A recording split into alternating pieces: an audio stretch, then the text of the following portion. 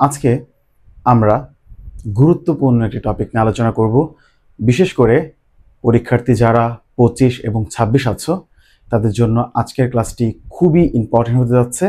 আজকে আমরা রক্ত ও সঞ্চালন যে অধ্যায়টা আছে, দ্বিতীয় পত্রের অধ্যায় 4, তার একটি ওয়ান শট ক্লাস নেব। এখানে আজকে আমরা সিকিউ সম্পর্কে আলোচনা করব, মানে এই অধ্যায়ের গুরুত্বপূর্ণ যে সিকিউগুলো আছে যা পরীক্ষার মধ্যে আসার মতো, সেইটা নিয়ে আলোচনা করব। তোমরা যদি অ্যাটলিস্ট ক্লাসটা শেষ পর্যন্ত দেখো তাহলে আশা করছি এখান থেকে একটা ভালো তোমরা উত্তর করতে পারবে, অর্থাৎ অ্যাকসেপ্ট কোয়েশ্চেন তোমরা মাস্ট এখান থেকে কমন পাবা। ঠিক আছে, তাহলে আমরা কথা এখানে আর না বাড়াই, তাহলে শুরু করি। এই অধ্যায়ে আসলে 3 ক্যাটাগরির কোয়েশ্চেন আমরা আলোচনা করব আজকে: 3 স্টার, 2 স্টার এবং 1 স্টার। 3 স্টার ক্যাটাগরি কোয়েশ্চেনের মধ্যে প্রথম যে কোয়েশ্চেনটা আছে সেটা হচ্ছে হৃৎপিণ্ডের লম্বচ্ছেদের চিহ্নিত চিত্র অঙ্কন। এটা বিগত 3 বছর 4 বছর যাবতই হচ্ছে ম্যাক্সিমাম বোর্ডের মধ্যে সবচেয়ে বেশি সংখ্যক জুলজির মধ্যে আসা কোয়েশ্চেন, হৃৎপিণ্ডের লম্বচ্ছেদ। দ্বিতীয় ইম্পর্টেন্ট কোয়েশ্চেন হচ্ছে কার্ডিয়াক সাইকেল। এই কার্ডিয়াক সাইকেলটা ইম্পর্টেন্ট কোয়েশ্চেন, এইটাও বিগত সালে ঢাকা বোর্ড সহ অন্যান্য বোর্ডে এই কোয়েশ্চেনটা বিগত কয়েক বছরের মধ্যে বারবার রিপিট হয়েছে। আরেকটা কোয়েশ্চেন হচ্ছে মানব দেহে রক্ত সংবহন প্রক্রিয়া, ওই যে সিস্টেমিক সংবহন, পালমোনারি সংবহন, এই কোয়েশ্চেনটা। অর্থাৎ এই 3টা কোয়েশ্চেন হচ্ছে ট্রিপল স্টার ক্যাটাগরির মধ্যে পড়ে।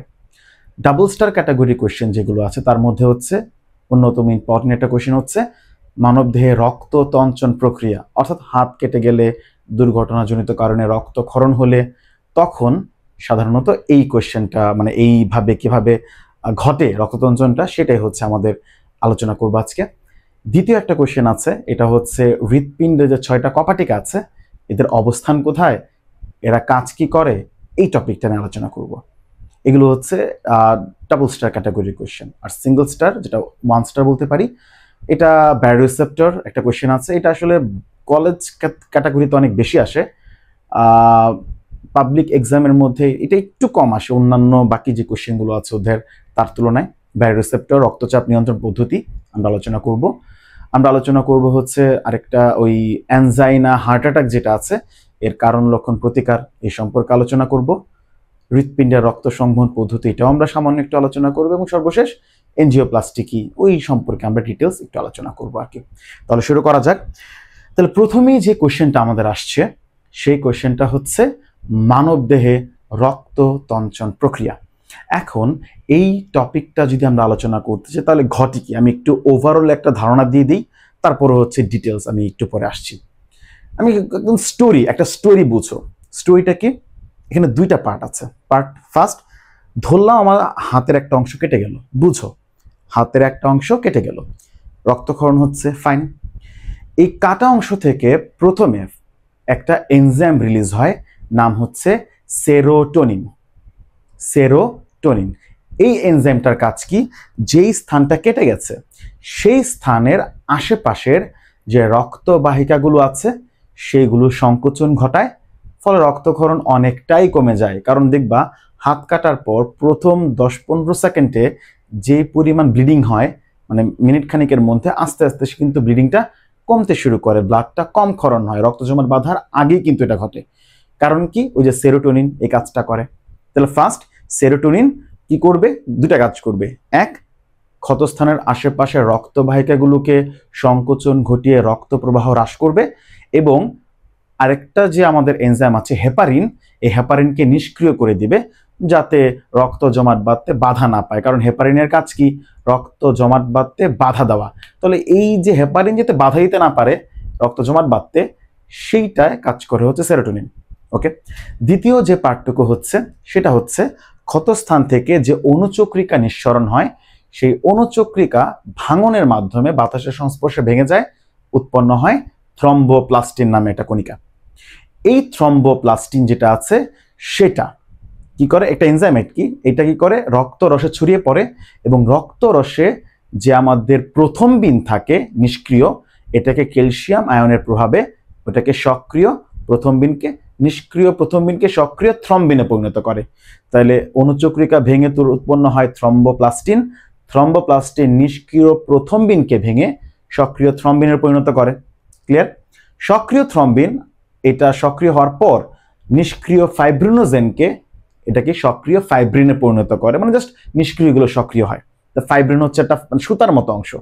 এই ফাইব্রিন যে মনোমার উৎপন্ন হলো, অনেকগুলো ফাইব্রিন মনোমার একত্রিত হয়ে একটা জাল তৈরি করবে, অর্থাৎ পলিমার তৈরি করবে, এবং এই জালের মধ্যে আরবিসি ডাব্লিউবিসি আবদ্ধ হয়ে মাত্র 4 থেকে 5 মিনিটের মধ্যে রক্তক্ষরণটা বন্ধ হয়ে যাবে।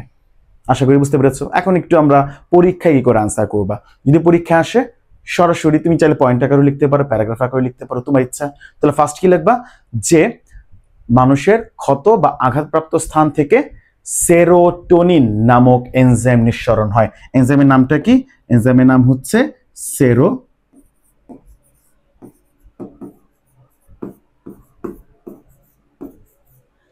সেরোটোনিন। এই সেরোটোনিন নামক যে এনজাইমটা আছে, এই সেরোটোনিন এনজাইমের প্রভাবে হচ্ছে ক্ষত স্থানের আশেপাশের যে রক্তবাহকগুলো আছে, এই রক্তবাহকগুলো সংকুচিত হয়ে রক্ত প্রবাহ হ্রাস করবে এবং হেপারিনকে নিষ্ক্রিয় করে দিবে। তো ফার্স্ট সেরোটোনিন সম্পর্কিত এই বিষয়টুকু জাস্ট আমরা জানলাম। দ্বিতীয় পার্টে আমরা কি বলবো? দ্বিতীয় পার্টে হচ্ছে বলবো রক্ত জমাট বাঁধার জন্য মোট 13টি ফ্যাক্টরের প্রয়োজন হয়। কয়টি ফ্যাক্টরের প্রয়োজন হয়? 13টি ফ্যাক্টর। 13টি ফ্যাক্টরের প্রয়োজন হয়। এই 13টা ফ্যাক্টরের মধ্যে 4টা ফ্যাক্টর প্রধান ভূমিকা পালন করে। 4টি ফ্যাক্টর প্রধান ভূমিকা পালন করে। সেই ফ্যাক্টরগুলো কি? সে ফ্যাক্টরগুলো হচ্ছে, প্রথমটার নাম হচ্ছে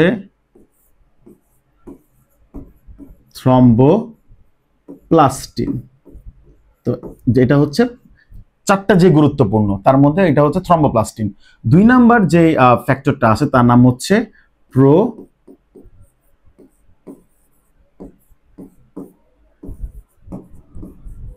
প্রোথ্রম্বিন।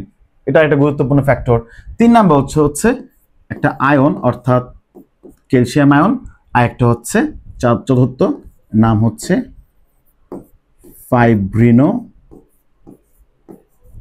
ফাইব্রিনোজেন। ঠিক আছে, এই 4টা হচ্ছে মেন ফ্যাক্টর, এবং আমরা যে ব্যাখ্যাটা দিব তার মধ্যে এটা আছে। একটা গুরুত্বপূর্ণ কথা সেটা হচ্ছে এখানে এই যে একটা ওয়ার্ড আছে দেখছো প্রো, আর একটা হচ্ছে জেন। সহজ কথায় কোনো যৌগের শুরুতে যদি এরকম প্রো অথবা শেষে যদি এরকম জেন এই ওয়ার্ডগুলো থাকে, তাহলে বুঝতে হবে সে এনজাইমটা হচ্ছে নিষ্ক্রিয়। তোমরা মানে এর আগেও এই নামটা শুনেছ, ওই যে প্রো রেনিন পেপসিনোজেন এনজাইমগুলো কিন্তু নিষ্ক্রিয় থাকে, পরে এগুলো কি হয় আস্তে আস্তে বিভিন্ন উপাদানের মাধ্যমে সক্রিয় হয়। কিভাবে হয় সেটা আমরা এখানে আলোচনা করব। তাহলে কোনো যৌগের সাথে প্রো শুরুতে এবং শেষে জেন থাকে, তাহলে সেটা নিষ্ক্রিয় হয়। ঠিক আছে, তাহলে 13টা ফ্যাক্টর থাকে, যার মধ্যে 4টা প্রধান, থ্রম্বোপ্লাস্টিন, প্রোথ্রম্বিন, ক্যালসিয়াম এবং ফাইব্রিনোজেন। এই 4টা হচ্ছে প্রধান ফ্যাক্টর। এখন এই ফ্যাক্টরগুলো কাজ করে কি করে সেটা আমরা এখন এখানে উল্লেখ করব। সেটা হচ্ছে যেটা বললাম যে প্রথমে উৎপন্ন হয় কি, আমরা জানি রক্তের মাধ্যমে আমাদের ক্ষতস্থান থেকে নির্গত হয় কি অনুচক্রিকা, অর্থাৎ থ্রম্বোসাইট। রক্ত থেকে উৎপন্ন হয় থ্রম্বোসাইট। এই থ্রম্বোসাইট কি হয়? বাতাসের সংস্পর্শে ভেঙে যায়। এই থ্রম্বোসাইট বাতাসের সংস্পর্শে ভেঙে যায় এবং উৎপন্ন হচ্ছে থ্রম্বোপ্লাস্টিন। উৎপন্ন হয় থ্রম্বোপ্লাস্টিন। এই থ্রম্বোপ্লাস্টিন উৎপন্ন হওয়ার পর কি হয়? এই থ্রম্বোপ্লাস্টিন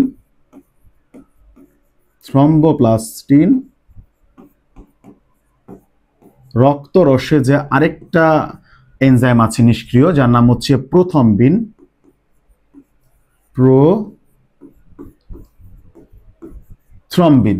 এই নিষ্ক্রিয় যৌগটাকে কি করবে?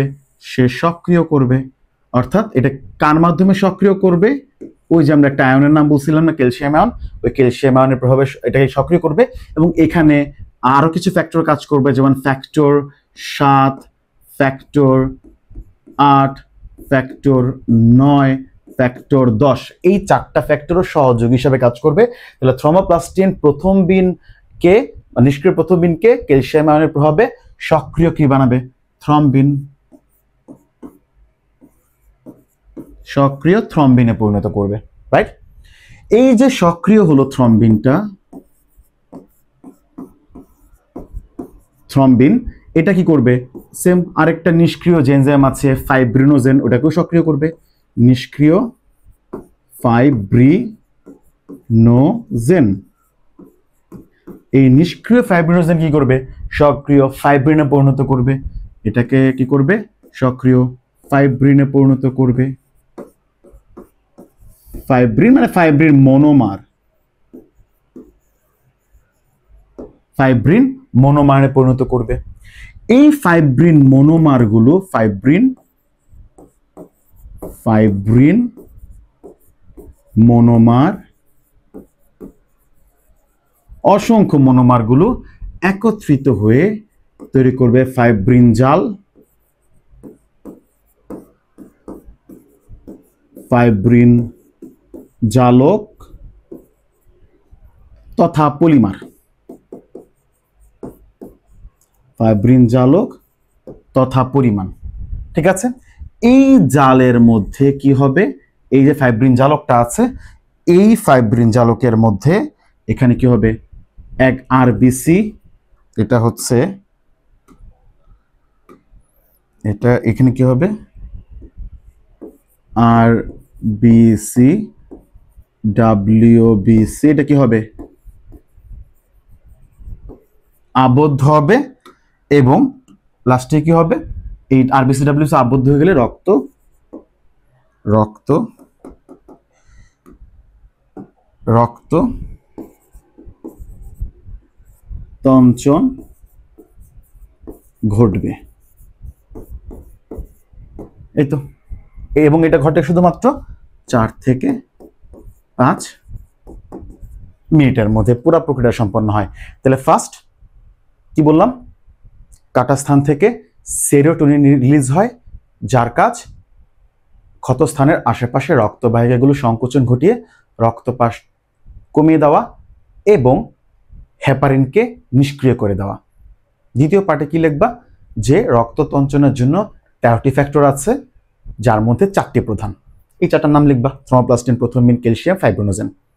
তারপরে সেম ক্ষতস্থান থেকে নির্গত থ্রম্বোসাইট বাতাসের সংস্পর্শে থ্রোমোপ্লাস্টিন উৎপন্ন হয়। ফার্স্ট পয়েন্ট শেষ। সেকেন্ড পয়েন্টে থ্রোমোপ্লাস্টিন প্রথমবিনকে, নিষ্ক্রিয় প্রথমবিনকে ক্যালসিয়াম আয়নের প্রভাবে এবং কিছু ফ্যাক্টরের প্রভাবে তৈরি করে সক্রিয় থ্রম্বিন। শেষ। এরপরে সক্রিয় থ্রম্বিন নিষ্ক্রিয় ফাইব্রিনোজেনকে পরিণত করে সক্রিয় ফাইব্রিন মনোমারে। অসংখ্য ফাইব্রিন মনোমার একত্রিত হয়ে ফাইব্রিন জাল তথা ফাইব্রিন পলিমারে পরিণত হয় এবং এই জালের মধ্যে আরবিসি ডাব্লিউবিসি আবদ্ধ হয়ে মাত্র 4 থেকে 5 মিনিটের মধ্যে রক্ততঞ্চন ঘটে। আশা করি এই কোয়েশ্চেনটা তোমরা আনসার করতে পারবা। নেক্সট যে কোয়েশ্চেনটা আছে, অর্থাৎ এই অধ্যায়ের সবচেয়ে বেশি ইম্পর্টেন্ট এবং সবচেয়ে বেশি পরীক্ষার মধ্যে যে কোয়েশ্চেনটা আসে, সেটা হচ্ছে হৃৎপিণ্ডের লম্বচ্ছেদের চিহ্নিত চিত্র অঙ্কন। তো আমি তোমাদেরকে সেই হৃৎপিণ্ডের লম্বচ্ছেদের যে চিহ্নিত চিত্র কি করে আঁকতে হয় সেই স্টেপটাই দেখাবো। একটু মনোযোগ দিয়ে বুঝো। আসলে চিত্র খুব একটা ভালো যে আঁকা জানলেই ভালো আঁকা যায় এমন কোনো কথা না। আসলে চিত্র আঁকতে হয় স্টেপ ওয়াইজ, অর্থাৎ তুমি যদি কোন দাগের পর কোন দাগটা দিবা, কোন স্টেপের পর কোন স্টেপটা অ্যাপ্লাই করবা, তার উপর ডিপেন্ড করো হচ্ছে হৃৎপিণ্ড তুমি ভালো করে আঁকতে পারছো কি পারছো না। আসলে বিভিন্নভাবে এক একজন ব্যক্তি এক একভাবে হৃৎপিণ্ড আঁকে। বইয়ের মধ্যেই 3টি কি 4টির মতো হৃৎপিণ্ডের চিত্র দেওয়া আছে। তো আমি একটা এমন চিত্র তোমাদেরকে এখন এঁকে দিচ্ছি যেটা মাত্র 2 থেকে 3 মিনিটের মধ্যে আঁকা পসিবল, এবং সেটাও যদি তুমি একটু কয়েকবার প্র্যাকটিস করো, মানে আমি যদি এটা আঁকতে যাই খাতার মধ্যে, আমার 2 মিনিট বা তার বেশি সময় লাগে না। সর্বোচ্চ তোমার 2 থেকে 3 মিনিট বা সর্বোচ্চ 4 মিনিট তোমার সময় লাগতে পারে লেভেলিং সহ। তো আমি আজকে ট্রাই করে দেখি, জাস্ট একটু মনোযোগ দিয়ে দেখো কোন স্টেপটার পর কোন স্টেপ, তাহলে আমার মনে হয় এই কনফিউশনটা দূর হয়ে যাবে। তাহলে আমরা হৃৎপিণ্ডের লম্বচ্ছেদের চিহ্নচিত্র অঙ্কন করি। তাহলে প্রথমেই করবা, মনে রাখবা সবসময় হৃৎপিণ্ড সবসময় একটু বাম দিকে, বা দিকে, যে আমাদের বুকের যে বা সাইডটা আছে এই বা দিকে হেলে থাকে। তাই হৃৎপিণ্ড যখন আমরা আঁকবো অবশ্যই 2-3 ডিগ্রি হলেও একটু যাতে সাইডে অর্থাৎ বাম দিকে বাঁকানো থাকে, এইটা অবশ্যই লক্ষ্য রাখতে হবে। অনেকে সোজা দেয় বা ডান দিকে বাঁকা দেয়, এটা আসলে কোনোভাবে কাম্য নয়, এটা মাথায় অবশ্যই রাখবা। সো তাহলে কি করব? ফার্স্ট দেখো এরকম একটা শেপ আগে আমরা নিয়ে নিব। এই শেপটা আছে আমরা পরে ঠিক এডিট করে নিতে পারবো। দেওয়ার পর আমরা উপর দিয়ে হচ্ছে ইরেজার দিয়ে হালকা একটু মুছে আমাদের যতটুকু প্রয়োজন আছে আমরা ততটুকু অংশ নিব। আমি এতটুকু অংশ আপাতত যেটা আছে রাখলাম। ওকে, নেক্সট কি করব, ওইটা থাকে এটা পরে দেখবো। তারপর হচ্ছে এইখান থেকে জাস্ট 1 সেন্টিমিটারের মতো জায়গা রেখে, খাতার অনুসারে আরেকটু কম একটু জায়গা রেখে এখানে দেখো একটা লাইন দিচ্ছি এবং একটু এই জায়গাটি একটু খাঁচ কাটার মতো থাকে। খাঁচ কাটা কেন থাকে এইটা আমি তোমাদেরকে একটু পরে আনসার দিচ্ছি। এই যে এরকম একটা দাগ দিবা, বুঝতে পারছো? ভি শেপটা প্রথমে আসবে, তারপরে এইখান থেকে হচ্ছে হালকা বাকিয়ে এইটা এই দিকে নিয়ে একটা টান আমি দিয়ে দিলাম। Okay fine. নেক্সট স্টেপে, এটা 2 নাম্বার স্টেপ গেল। প্রথম স্টেপটা ভি, সেকেন্ড স্টেপটা এটা। পরবর্তী স্টেপটাকে এখান থেকে সেম দূরত্ব রেখে আরেকটা আমরা এদিক দিয়ে আরেকটা দাগ দিব, এখানে আরেকটা দাগ দিব, সেম একটু আঁকা বাঁকা জাস্ট এখান থেকে আমরা দিয়ে রাখলাম। রাইট, নিচের যে পোর্শনটুকু আছে এটা আমরা চাইলে এখন একটু মুছে এটাকে এডিট করে নিতে পারি। তুমি চাইলে এটা একদম লাস্টে, চিত্রে যে লাস্ট পার্টটুকু আছে তখনও তুমি এইটা কাজটা করে নিতে পারো। আমি এখন একটু দেখিয়ে দিচ্ছি। তো আমি জাস্ট এটাকে একটু কার্ভ করে দিচ্ছি। Okay fine. এটা দেওয়ার পর তো এইটুক দিলাম, দেওয়ার পর হচ্ছে এইখান থেকে একটা নাইফের মতো, চাকুর মতো একটা অংশ দিবা, এইখান থেকে একটা অংশ দিবা। তো আমাদের দুটো পার্ট হয়ে গেল। প্রথমে ভি শেপ, দেন মাঝখানের এই খাঁজ কাটা দাগগুলো, তারপর হচ্ছে নিচেরটা একটু শেপে ঠিক করলাম, দেন দুই পাশে একটা অংশ দিলাম। নিচের পার্টের কাজ মোটামুটি আমাদের শেষ। এখন আসলে উপরের পার্টটা কিভাবে কাজ করব।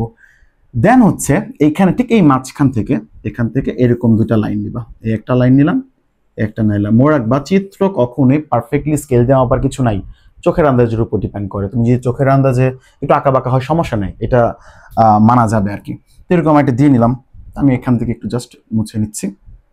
ওকে, তারপর এখান থেকে একটু উপর থেকে এই যে এখান থেকে দেখো এইখানে হালকা একটু বাকিয়ে এই যে দুইটা লাইন আমি এই ক্ষেত্রে নিয়ে নিলাম। রাইট, এই লাইনটা বরাবর এই মাঝখানটা ফাঁকা রেখে এইখানে দিয়ে, মানে এটা একটা কপাটিক আর কি। Okay fine. একটু দূরে এখান থেকে আরো দুইটা লাইন আমরা এখানে ইনসার্ট করব, এখানে একটা, এখানে একটা। বিষয়টা বুঝো, এই একটা লাইন দিলাম, এখান থেকে একটা লাইন দিলাম, এখান থেকে একটা লাইন দিলাম। ওকে, এখন এইদিকে চলে আসি।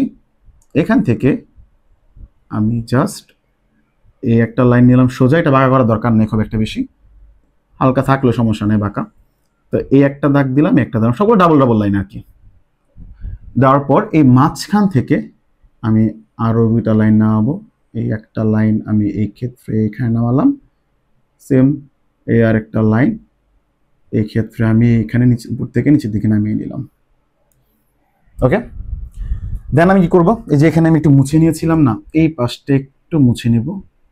আচ্ছা, এখানে আমি একটু মুছে নিলাম, নেওয়ার পর দেখো এইখান থেকে একটু কার্ভ করে দিব, এখান থেকে একটু কার্ভ করে দেবো। ওটা নালিকা আর কি, জাস্ট ঘুরে গেছে। একটা ঘর খালি রেখে এখানে একটা ডাবল লাইন দিব, আর একটা ঘর খালি রেখে এখানে একটা ডাবল লাইন দিব, মানে এটা একটা নালিকা ভিতর দিয়ে গেছে। ঠিক একটু উপরে, ইঞ্চি দেড়েক উপরে, উপরে আরো দুইটা দাগ, সেম দুইটা দাগ, এই যে এখানে আমরা এইভাবে দুইটা দাগ দিয়ে দিলাম।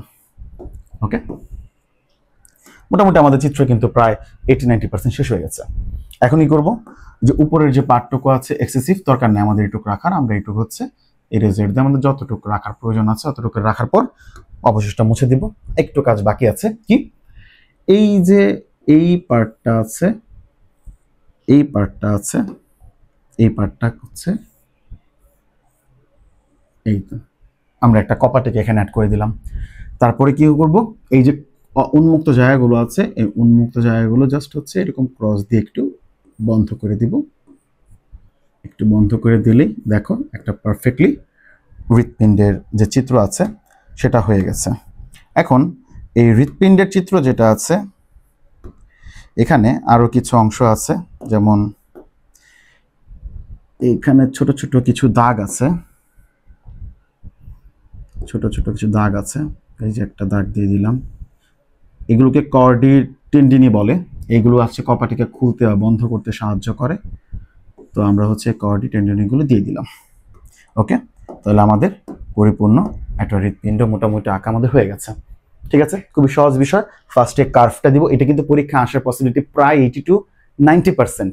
তো প্রথমে একটা কার্ভের মতো দিব, মাঝখানের এই দাগগুলো হচ্ছে আমরা প্রথমে দিয়ে নিব। তোমরা একটু ভিডিওটা একটু পিছন থেকে যদি আরেকবার দেখো, আমার মনে হয় এটা মুখস্থ হয়ে যাবে। খুবই সহজ চিত্র, আমি বলে বলে স্লোলি আঁকছি। মানে সত্যি কথা, এটা জাস্ট তুমি যদি প্র্যাকটিস করো 2 থেকে 3 মিনিটের মধ্যে এই চিত্র আঁকা সম্ভব, এবং এর থেকে হয়তো বা তুমি খাতায় লিখলে এর থেকেও বেটার হবে। ঠিক আছে, আচ্ছা, তাহলে এইগুলো হচ্ছে আমাদের হৃৎপিণ্ডের এটা লম্বচ্ছেদ। তো লম্বচ্ছেদ শুধু তো হলে হবে না, আমাদের হৃৎপিণ্ডের লম্বচ্ছেদের সাথে তার লেভেলিং পর্যন্ত করতে হয়। তো আমি এখন যদি লেভেলিং করতে যাই তাহলে অনেকটাই সময় লাগবে। তো আমি অলরেডি আগে থেকে একটা লেভেলিং করে রেখেছি, আমি জাস্ট সেটাই তোমাদেরকে দেখাচ্ছি। আচ্ছা, সেই চিত্রটাই দেখাচ্ছি। ওকে, তো এইটা হচ্ছে সেই চিত্রটা, আমি এটা একটু আগে এঁকে রেখেছিলাম। তো এখানে হচ্ছে প্রথমে একদম যে উপরের পার্টটুকু দেখছো, এই যে উপরের পার্টটুকু যেটা দিয়ে হচ্ছে যে একটা পাইপ এই দিক দিয়ে বের হয়ে গেছে, এই অংশের নাম হচ্ছে অ্যাওয়ার্টা, যেটাকে আমরা কি বলবো, ধমনী, মহাধমনী বলা হয়। দ্বিতীয় যে এই যে পার্টটুকু আছে, এই যে এই পার্টটুকু বলা হয় পালমোনারি ধমনী। অর্থাৎ এখান থেকেই যে ডান আমাদের নিলয়টা আছে, এখান থেকে কার্বন ডাইঅক্সাইড যুক্ত রক্ত এই সাইডটা দিয়ে কিন্তু ফুসফুসে প্রেরিত হয়, যার নাম হচ্ছে পালমোনারি ধমনী। এই যে পার্ট, আরেকটা পার্ট আছে, এই যে এই পাশটা দেখতেছো, এই দিক দিয়ে হচ্ছে রক্তটা ফুসফুস থেকে আবার হৃৎপিণ্ডে ব্যাক করে, এই অংশটার নাম হচ্ছে পালমোনারি শিরা। আমরা খুব ভালো করে জানি ডান অলিন্দ, ডান নিলয়, তারপরে বাম অলিন্দ, বাম নিলয়, তারপরে ডান অলিন্দ, ডান নিলয়, 4টা পার্ট তো আছে, আমরা খুব ভালো করে জানি। এই যে একটা কপাটিকা আছে এখানে ডান অলিন্দ ডান নিলয়ের মাঝখানে, এর নাম হচ্ছে বাইকাসপিড কপাটিকা। আর বাম অলিন্দ বাম নিলয়ের মাঝখানে একটা যে কপাটিকা আছে, এর নাম হচ্ছে ট্রাইকাসপিড কপাটিকা। বাম দিকে থাকলে বাইকাসপিড, আর অপোজিটটা হচ্ছে কি ট্রাইকাসপিড, মনে রাখার জন্য। এরপরে যেটা আছে, যে যা যা আছে আর কি এখানে আমরা তাইতেই দিয়েছি। এই যে উপর একটা নালিকা যেটা দিয়ে রক্তটা হচ্ছে ভিতরে ইনসার্ট করে দেহের ঊর্ধ্বাংশ, কাঁধ, হাত, মাথা, এটার নাম হচ্ছে সুপিরিয়র ভেনা কাভা। এবং দেহের নিম্নাংশ অর্থাৎ আমাদের যে চেস্টের নিচের অংশটুকু আছে, সেখান থেকে যে রক্তটা আসে সেটা হচ্ছে ইনফিরিয়র, এই ভেনা কাভার মাধ্যমে রক্তটা এই দিক দিয়ে হচ্ছে ডান এট্রিয়াম অর্থাৎ ডান অলিন্দের মধ্যে প্রবেশ করে। ঠিক আছে, সো সেম আমরা আগের চিত্রটার মধ্যে একটু ব্যাক করি, যেটা আমরা একটু আগে গেছিলাম। তো আশা করি তাহলে এইটার নাম কি অ্যাওয়ার্টা, এর নাম কি পালমোনারি ধমনী, এর নাম হচ্ছে পালমোনারি শিরা। এটা ডান অলিন্দ, আচ্ছা বাম অলিন্দ, এটার নাম হচ্ছে বাম নিলয়। এটা এই কপাটিকার নাম হচ্ছে বাইকাসপিড, বাম দিকে থাকলে বাইকাসপিড কপাটিকা। এই যে একটা কপাটিকা আছে, এই কপাটিকার নাম হচ্ছে অ্যাওয়ার্টার মধ্যে থাকে, তার নাম হচ্ছে অ্যাওয়ার্টিক কপাটিকা। এই যে বাইরের যে আবরণটা আছে, আবরণটার নাম হচ্ছে কি, আমরা একটু আগে বলছিলাম পেরিকার্ডিয়াম, হৃৎপিণ্ডের যে আবরণটা আছে পেরিকার্ডিয়াম আবরণ। এরপর হচ্ছে এই যে পার্টটা আছে, এই পার্টটার নাম কি, এই পার্টটার নাম হচ্ছে বাম ডান নিলয়, আর এটা হচ্ছে ডান অলিন্দ। এই যে কপাটিকা এখানে একটা আছে, এই কপাটিকার নাম হচ্ছে পালমোনারি কপাটিকা, পালমোনারি ধমনীর মধ্যে থাকে আর কি, তার নাম পালমোনারি কপাটিকা। এটাকে আবার সেমি লুনার কপাটিকা বলা হয়, একটু পরে আসছে সে বিষয়ে। এই অংশটার নাম হচ্ছে ইনফিরিয়র ভেনা কাভা, আর এই অংশটার নাম হচ্ছে সুপিরিয়র ভেনা কাভা। এই কয়েকটা লেভেলিং যদি তুমি ভালো করে করতে পারো, আমার মনে হয় না আর কোনো এক্সেসিভ করা দরকার। আমি আসলে বলছি যে জাস্ট তুমি যদি 70 to 80% চিত্রটা কমপ্লিট করতে পারো ভালো করে, একটু বাম দিকে বাঁকানো থাকবে এবং লেভেলিং গুলো সুন্দর করে করতে পারো। আর হৃৎপিণ্ডের একটা ইম্পর্টেন্ট কথা, হৃৎপিণ্ডের টাইপের যে চিত্রগুলো আছে তার লেভেলিং ডানেও করা যায়, বামেও করা যায়। কারণ অনেক সময় কি করে যে এই যে এইখানকার অর্থাৎ ডান অলিন্দ যদি আমি লেভেলিং করতে চাই ওই পাশ দিকে, তাহলে কিন্তু আমাকে এখান থেকে টেনে নিয়ে গিয়ে তারপর লেভেলিং করতে হবে। তো মাঝখান দিয়ে টানটা পড়লে আসলে চিত্রটা অনেকটাই নষ্ট হয়ে যায়। তাই এই টাইপের চিত্র অর্থাৎ যে চিত্রের মধ্যে মাঝখান দিয়ে টানলে চিত্র নষ্ট হয়ে যাওয়ার পসিবিলিটি আছে, সেই চিত্র তুমি ডানে বামে চাইলে দুই পাশেই লেভেলিং করতে পারবা। আশা করি বুঝতে পেরেছ। এখন আমরা একটা গুরুত্বপূর্ণ টপিকের মধ্যে আসি, সেটা হচ্ছে আমাদের এই যে যে আছে না, একটা কোশ্চেন যে বলছিলাম হৃৎপিণ্ডের কপাটিকা, তার অবস্থান, নাম, কাজ, সেই টপিকটা নিয়ে আমরা এখন আলোচনা করব। যে হৃৎপিণ্ডের কপাটিকা, তার অবস্থান, নাম, কাজ, সেটা নিয়ে বলবো। আচ্ছা, তাহলে আমরা এখানে দেখি যে হৃৎপিণ্ডের জাস্ট করছে। ওকে,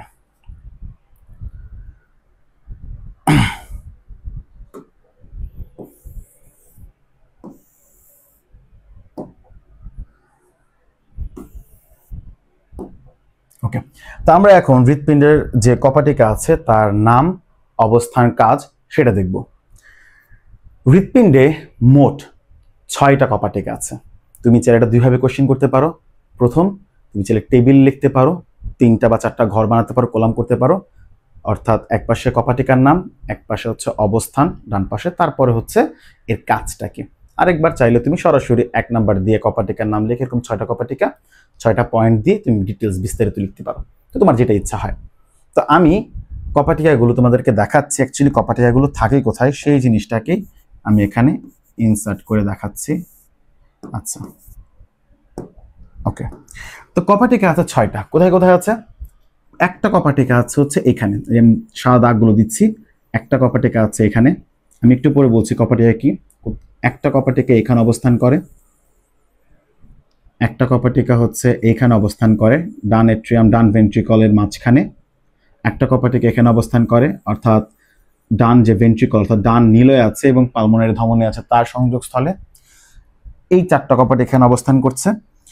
এরপরে আরো 2টা কপাটিকা আছে। একটা কপাটিকা হচ্ছে ডান এট্রিয়াম ডান ভেন্ট্রিকলের বাম এট্রিয়াম বাম ভেন্ট্রিকলের মাঝখানে অবস্থান করে। একটা কপাটিকা হচ্ছে বাম ভেন্ট্রিকল এবং মহাধমনী যেটা আছে অর্থাৎ অ্যাওয়ার্টা তার সংযোগস্থল অবস্থান করে। আমি এই পাশটা সাদা এবং এই পাশটা লাল দেওয়ার কারণ আছে, এই যে 4টা কপাটিকা সাদা দিয়েছি, এই 4টা কপাটিকা মনে রাখবা এটা হচ্ছে হৃৎপিণ্ডের ডান পাশে অবস্থান করে। একটা গুরুত্বপূর্ণ কথা, হৃৎপিণ্ডের ডান পাশে সব সময় কি হবে? কার্বন ডাই অক্সাইড যুক্ত রক্ত সংবহন হবে। চোখ বন্ধ করে হৃৎপিণ্ডের ডান পাশ বা ডান পাশে অবস্থিত সকল কপাটিকা কার্বন ডাই অক্সাইড যুক্ত রক্ত সংবহন করবে বা সঞ্চালন করবে, এবং হৃৎপিণ্ডে যে বাম সাইডটা আছে এই বাম সাইডে ওই যে অংশগুলো আছে, বিশেষ করে বাম সাইডে যে কপাটিকাগুলো আছে তা সব সময় এই কি করবে? অক্সিজেন যুক্ত রক্ত যেটা আছে, অক্সিজেন যুক্ত রক্ত, অক্সিজেন যুক্ত রক্ত করবে, সঞ্চালন করবে। ঠিক আছে, এখন এটা কিভাবে করবে না করবে সেই বিষয়টা আমরা এখানে আসি বিস্তারিত। তো প্রথম, এই যে আমরা কপাটিকা লেভেলিং যদি করতে চাই, ধরলাম আমি ধরতে পারি, তুমি যে কোনো কপাটিকা আগে ব্যাখ্যা দিতে পারো, তোমার ইচ্ছা, আগে বাইকাসপিড দেন ট্রাইকাসপিড, ইচ্ছা। আমি এই সিরিয়ালটা দিচ্ছি। ধরলাম এটা কপাটিকা নাম্বার 1, এটা 2, এটা 3, এটা 4, এটা 5 এবং এটা 6। জাস্ট আমি লেভেলিংটা সুবিধার জন্য। তো কপাটিকা নাম্বার 1 যেটা আছে এর নাম হচ্ছে ইউস্টেশিয়ান, ইউস্টেশিয়ান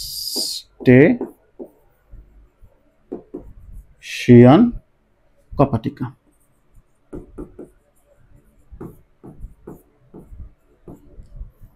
ইউস্টেশিয়ান কপাটিকা, ঠিক আছে। তাহলে এই যে কপাটিকাটা আছে এর নাম কি? ইউস্টেশিয়ান কপাটিকা। নাম, অবস্থান, কাজ। তার নাম 1 ইউস্টেশিয়ান কপাটিকা।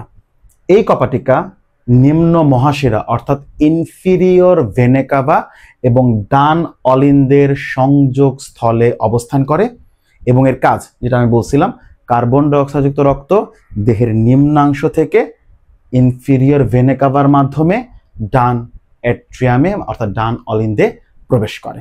অর্থাৎ আমি আগে যেটা বলবো সেটা থেকে পরেরটার দিকে হচ্ছে রক্তটা সার্কুলেট হবে। যদি বলি ইউস্টেশিয়ান কপাটিকার অবস্থান হচ্ছে নিম্ন মহাশিরা ডান অলিন্দের সংযোগস্থলে, তাহলে রক্ত নিম্ন মহাশিরা থেকে ডান অলিন্দের দিকে সঞ্চালন ঘটবে। ঠিক আছে, এগুলো হচ্ছে একটা কপাটিকা। ওকে, দ্বিতীয় যে কপাটিকাটা আছে, এই যে এই কপাটিকাটার নাম হচ্ছে কি? এর নাম হচ্ছে করোনারি কপাটিকা। করোনারি কপাটিকা। এই করোনারি কপাটিকা অবস্থান করে হচ্ছে করোনারি সাইনাস এবং ডান অলিন্দের সংযোগস্থলে। আসলে করোনারি এই জিনিসটা অনেকে হয়তো বা জানো, অনেকে হয়তো জানো, আমি সহজ করে বলছি। হৃৎপিণ্ড নিজে চলার জন্য কিছু ধমনী বা শিরার মাধ্যমে হচ্ছে নিজের মধ্যে না মানে হৃৎপেশিগুলোর মধ্যে রক্ত সঞ্চালন করে। যেই ধমনীর মাধ্যমে হৃৎপেশিতে রক্ত সঞ্চালিত হয় তার নাম করোনারি ধমনী, আর যার মাধ্যমে রিটার্ন হৃৎপিণ্ডের যে ডান অলিন্দে ব্যাক করে কার্বন ডাইঅক্সাইড যুক্ত রক্ত তার নাম হচ্ছে করোনারি শিরা। এই যে করোনারি ধমনী, করোনারি শিরা, ওই যে শিরা থেকে রক্তটা হচ্ছে যেই কপাটিকা ভেদ করে হচ্ছে এই ডান অলিন্দে রক্ত চলে আসে কার্বন ডাইঅক্সাইড যুক্ত রক্ত, সেই অংশটাই হচ্ছে করোনারি কপাটিকা, মানে করোনারি যে সাইনাসের মধ্যে অবস্থান করে আর কি। তো কপাটিকা নাম্বার 2 হচ্ছে করোনারি কপাটিকা, অবস্থান করোনারি সাইনাস এবং ডান অলিন্দের সংযোগস্থলে এবং কাজ সেম, কার্বন ডাইঅক্সাইড যুক্ত রক্ত করোনারি সাইনাস থেকে ডান অলিন্দে প্রেরণ করা, আগেরটার থেকে পরটার দিকে রক্ত প্রেরণ করবে। তৃতীয় যে কপাটিকা আছে এই কপাটিকাটার নাম, তৃতীয় কপাটিকাটার নাম হচ্ছে কি, তৃতীয় কপাটিকার নাম হচ্ছে ট্রাইকাসপিড,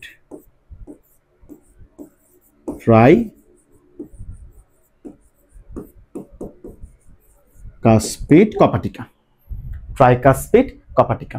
এই ট্রাইকাসপিড কপাটিকা অবস্থান করে হচ্ছে ডান অলিন্দ ডান নিলয়ের সংযোগস্থলে। তাহলে কাজ কি, কার্বন ডাইঅক্সাইড যুক্ত রক্ত ডান অলিন্দ থেকে ডান নিলয়ে প্রেরণ করে, আগেরটা থেকে পরেরটায় রক্ত সঞ্চালন করবে।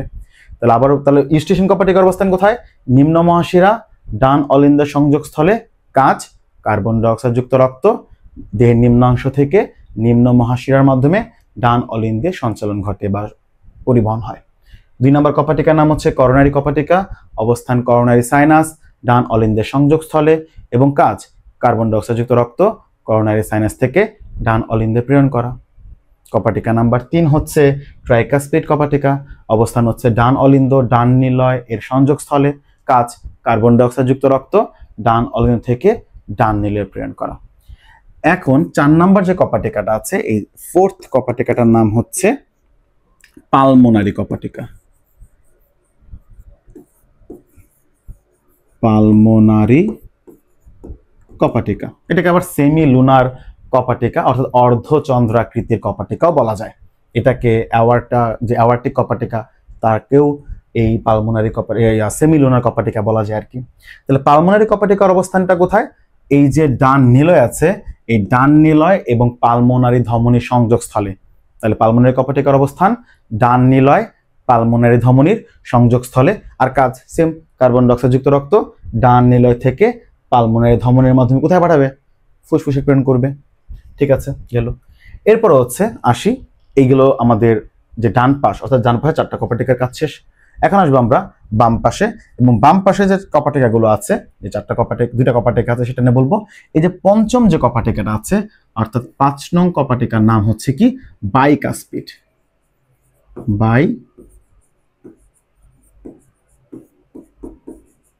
বাইকাসপিড কপাটিকা। এই বাইকাসপিড কপাটিকার অবস্থান, যেহেতু এটা হচ্ছে হৃৎপিণ্ডের বাম পাশ, তাহলে বাম অলিন্দ বাম নিলয়, এই যে বাম অলিন্দ এই বাম নিলয় এর সংযোগস্থল অবস্থান করছে হচ্ছে বাইকাসপিড কপাটিকা।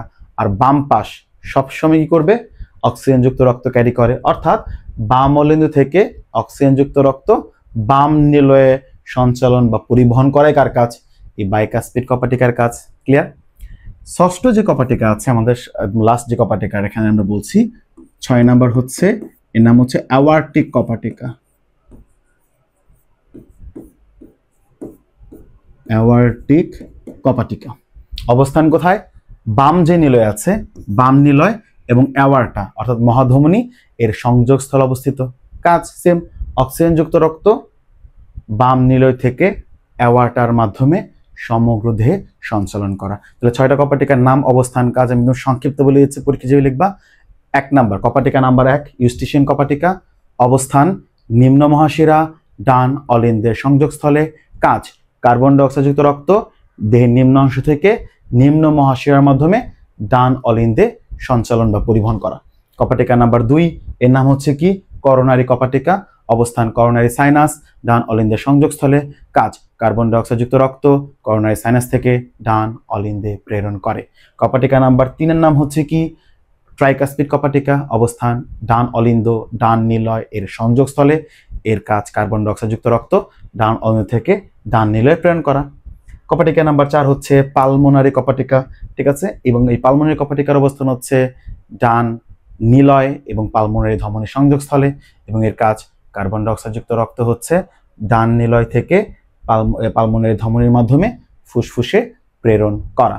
কপাটিকা নাম্বার 5 হচ্ছে বাইকাসপিড কপাটিকা, এবং এর অবস্থান হচ্ছে বাম অলিন্দ বাম নিলয়ের সংযোগস্থলে, কাজ অক্সিজেনযুক্ত রক্ত বাম অলিন্দ থেকে বাম নিলয়ে প্রেরণ করা, বাম পাশ পর্যন্ত অক্সিজেন সার্কুলেট করে। 6 নম্বর কপাটিকার নাম হচ্ছে অ্যাওয়ার্টিক কপাটিকা, অবস্থান হচ্ছে বাম নিলয় এবং অ্যাওয়ার্টা বা মহাধমনীর সংযোগস্থলে, কাজ অক্সিজেনযুক্ত রক্ত অ্যাওয়ার্টা থেকে হচ্ছে সমগ্র দেহে ট্রান্সমিট করাই হচ্ছে এর কাজ। আশা করি কপাটিকার নাম, অবস্থান, কাজ এই কোশ্চেনটা তোমরা ভালো করে বুঝতে পেরেছো। নেক্সট যে কোশ্চেনটা আছে বা যে টপিকটা নিয়ে আমরা আলোচনা করব সেটা হচ্ছে আরেকটি ইম্পর্টেন্ট কোশ্চেন, সেটা হচ্ছে কার্ডিয়াক সাইকেল। আমি কার্ডিয়াক সাইকেল বোঝানোর আগে রক্ত আসলে কিভাবে মানব দেহে সঞ্চালন হয় বা হৃৎপিণ্ডের মধ্যে সঞ্চালন হয় এই বিষয়টা কিন্তু একটু বোঝা আমাদের জন্য ইম্পর্টেন্ট। সেটা আমরা কি করে বুঝবো? প্রথমত হচ্ছে আমরা একটু দেখি এখানে। আচ্ছা, ওকে,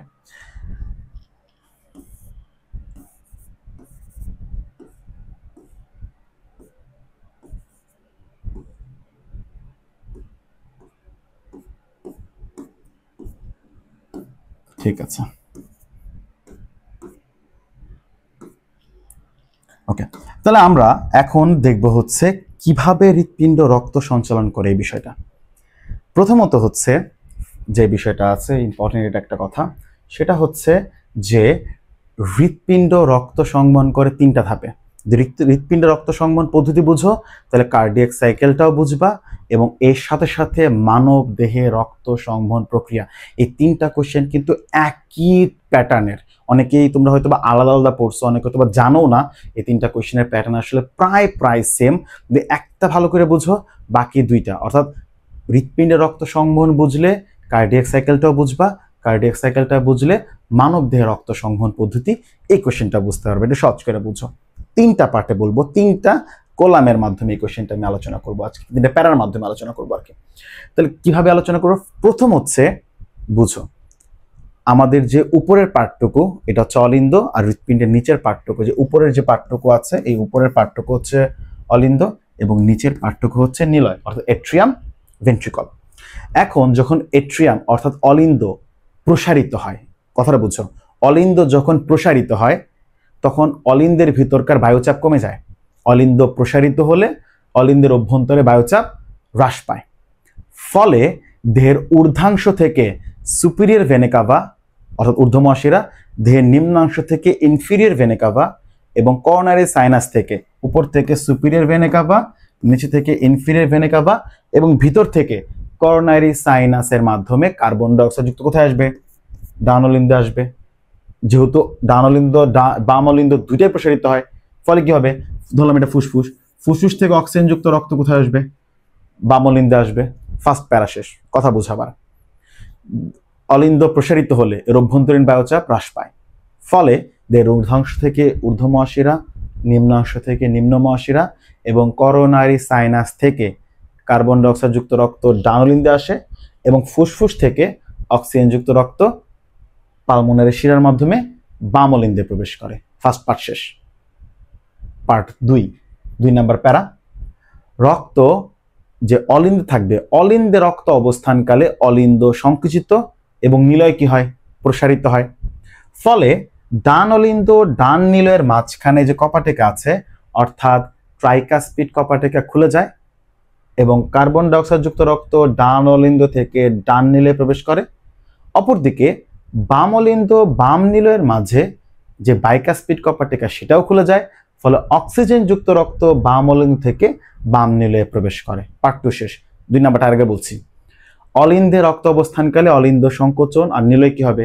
প্রসারিত হবে, ফলে ডান অলিন্দ ডান নিলয়ের মাঝখানে ট্রাইকাসপিড কপাটিকা খুলে যাবে এবং কার্বন ডাইঅক্সাইড যুক্ত রক্ত ডান অলিন্দ থেকে ডান নিলয়ে প্রবেশ করবে। অপরদিকে বাম অলিন্দে এই সংকোচন প্রসারণের জন্য বাম অলিন্দ বাম নিলয়ের মাঝখানে বাইকাসপিড কপাটিকা খুলে যাবে এবং অক্সিজেন যুক্ত রক্ত বাম অলিন্দ থেকে বাম নিলয়ে আসবে। এখান থেকে কার্বন ডাইঅক্সাইড যুক্ত রক্ত এখানে আসবে, এখান থেকে অক্সিজেন যুক্ত রক্ত এখানে আসবে। প্যারা 2 শেষ। 3 নাম্বার প্যারা যদি বলতে চাই, রক্ত এখন আছে কোথায়? নিলয়ের মধ্যে। তো রক্ত নিলয় অবস্থানকালে নিলয় কি হবে? সংকুচিত হবে। যখন নিলয় সংকুচিত হবে তখন এই ট্রাইকাসপিড আর বাইকাসপিড কপাটিকা কি বন্ধ হয়ে যাবে। তার পরিবর্তে এই পালমোনারি যে কপাটিকাটা আছে এবং অ্যাওয়ার্টিক কপাটিকা আছে, এই 2টা কপাটিকা খুলে যাবে। খুলে যায় কি হবে? কার্বন ডাইঅক্সাইড যুক্ত রক্ত ডান নিলয় থেকে পালমোনারি ধমনী হয়ে ফুসফুসে প্রবেশ করবে এবং অক্সিজেন যুক্ত রক্ত বাম নিলয় থেকে অ্যাওয়ার্টা হয়ে সমগ্র দেহে সঞ্চালিত হবে। That's all. আমি কথাটা বুঝতে পারছি।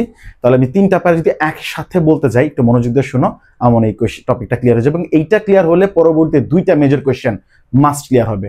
তাহলে 1 নাম্বার প্যারা, 1 নাম্বার পয়েন্ট কি?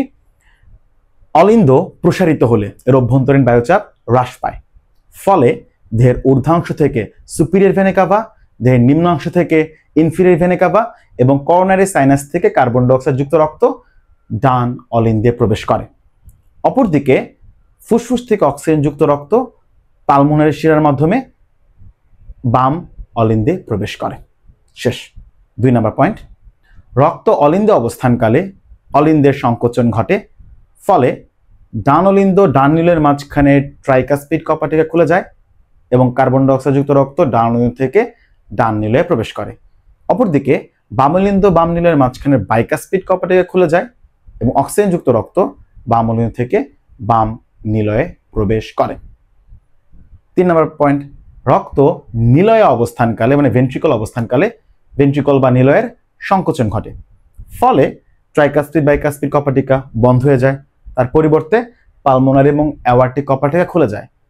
এতে করে কার্বন ডাইঅক্সাইড যুক্ত রক্ত ডান নিলয় থেকে পালমোনারি ধমনীর মাধ্যমে ফুসফুসে বাহিত হয় এবং অক্সিজেন যুক্ত রক্ত বাম নিলয় থেকে অ্যাওয়ার্টা বা মহাধমনীর মাধ্যমে সমগ্র দেহে সঞ্চালিত হয়। আশা করি এই বিষয়টা বুঝতে পেরেছ। এই হচ্ছে হৃৎপিণ্ডের রক্ত সংবহন পদ্ধতি, এবং সেম টপিক অ্যাপ্লাই করে আমরা পড়তে পারি হচ্ছে যে কিভাবে কার্ডিয়াক সাইকেল সম্পন্ন হয় বা হৃদচক্র সম্পন্ন হয়। অর্থাৎ এই অধ্যায়ের ট্রিপল স্টার প্রশ্নের মধ্যে কিন্তু এই কার্ডিয়াক সাইকেল বা হৃদচক্র যে কোশ্চেনটা আছে সেটা পড়ে। তো আমরা এখন সেই বিষয়টা নিয়ে আলোচনা করব। আচ্ছা, তো কার্ডিয়াক চক্র নিয়ে যদি আমরা আলোচনা করতে যাই, তাহলে যে বিষয়টা নিয়ে এখানে আসবে, একটু ক্লিন করে নিয়ে আগে আমরা এই বিষয়টা, নাহলে আবার নতুন করে জিনিসটাকে আমাদের আঁকতে গেলে আবার অনেক টাইম লাগবে। যেহেতু আমাদের টাইম সংক্ষিপ্ত, তাই আমরা একটা চিত্র দিয়ে বারবার এই জিনিসটাকে সহজ করে বুঝে নিচ্ছি, যাতে আমাদের এক্সট্রা সময় নষ্ট না হয়, যেহেতু পরীক্ষার আগে সময় পাওয়াটা আসলে অনেক মুশকিল। আচ্ছা, তো এখন আমরা আলোচনা যেটা করব হচ্ছে কার্ডিয়াক সাইকেল, হৃদচক্র। হৃদচক্র কি? হৃৎপিণ্ড একবার সংকোচন হবে, একবার প্রসারণ হবে। যেহেতু হৃৎপিণ্ডের মধ্যে 2টা স্থান আছে, একটা অলিন্দ একটা নিলয়, ডান বাম পরের কথা আসছি, অলিন্দ আছে নিলয় আছে, তাহলে অলিন্দ সংকোচন হবে একবার, অলিন্দ প্রসারণ হবে একবার, নিলয় সংকোচন হবে একবার, নিলয় প্রসারণ হবে একবার। এই 4টা পার্টের মাধ্যমে আসলে হৃদচক্র সম্পন্ন হয়। কিভাবে?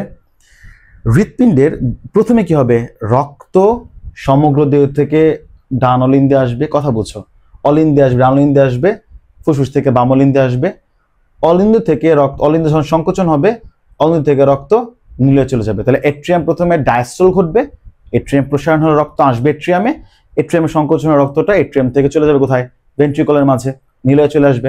ওকে, তাহলে এট্রিয়ামের ডায়াস্টল 1 নাম্বার পয়েন্ট, 2 নাম্বার এট্রিয়ামের সিস্টল গেল।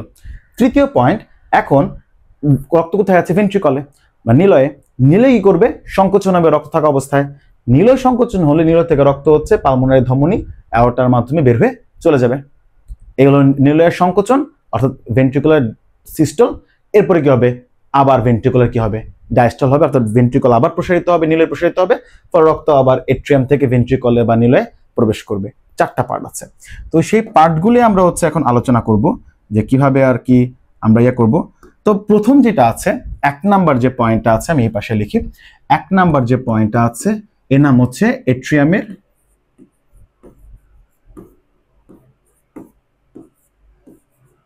এট্রিয়ামের ডায়াস্টল।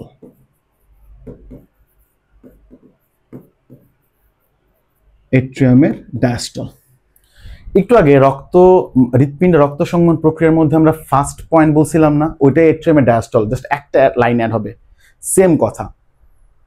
ডায়াস্টল কখন হয়, এট্রিয়াম বা অলিন্দ প্রসারিত হলে এর অভ্যন্তরীণ বায়ুচাপ হ্রাস পায়, এর ঊর্ধ্বাংশ থেকে সুপিরিয়র ভেনা কাভা, নিম্নাংশ থেকে ইনফিরিয়র ভেনা কাভা এবং করোনারি সাইনাসের মাধ্যমে কার্বন ডাইঅক্সাইড যুক্ত রক্ত ডান এট্রিয়ামে আসে এবং ফুসফুস থেকে পালমোনারি শিরার মাধ্যমে অক্সিজেন যুক্ত রক্ত বাম এট্রিয়ামে বাম নিলে প্রবেশ করে, বাম অলিন্দে প্রবেশ করে।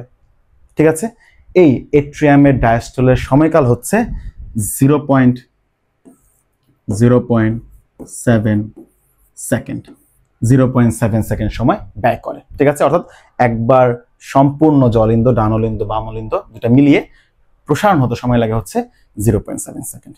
তো এটা গেল হচ্ছে এট্রিয়ামের ডায়াস্টল। এট্রিয়ামের ডায়াস্টলের পরবর্তী পয়েন্ট কি হবে? দ্বিতীয় পয়েন্ট যেটা আছে এটা হবে এট্রিয়ামের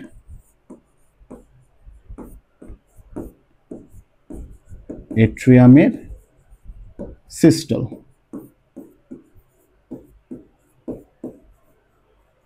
এট্রিয়ামের কি হবে?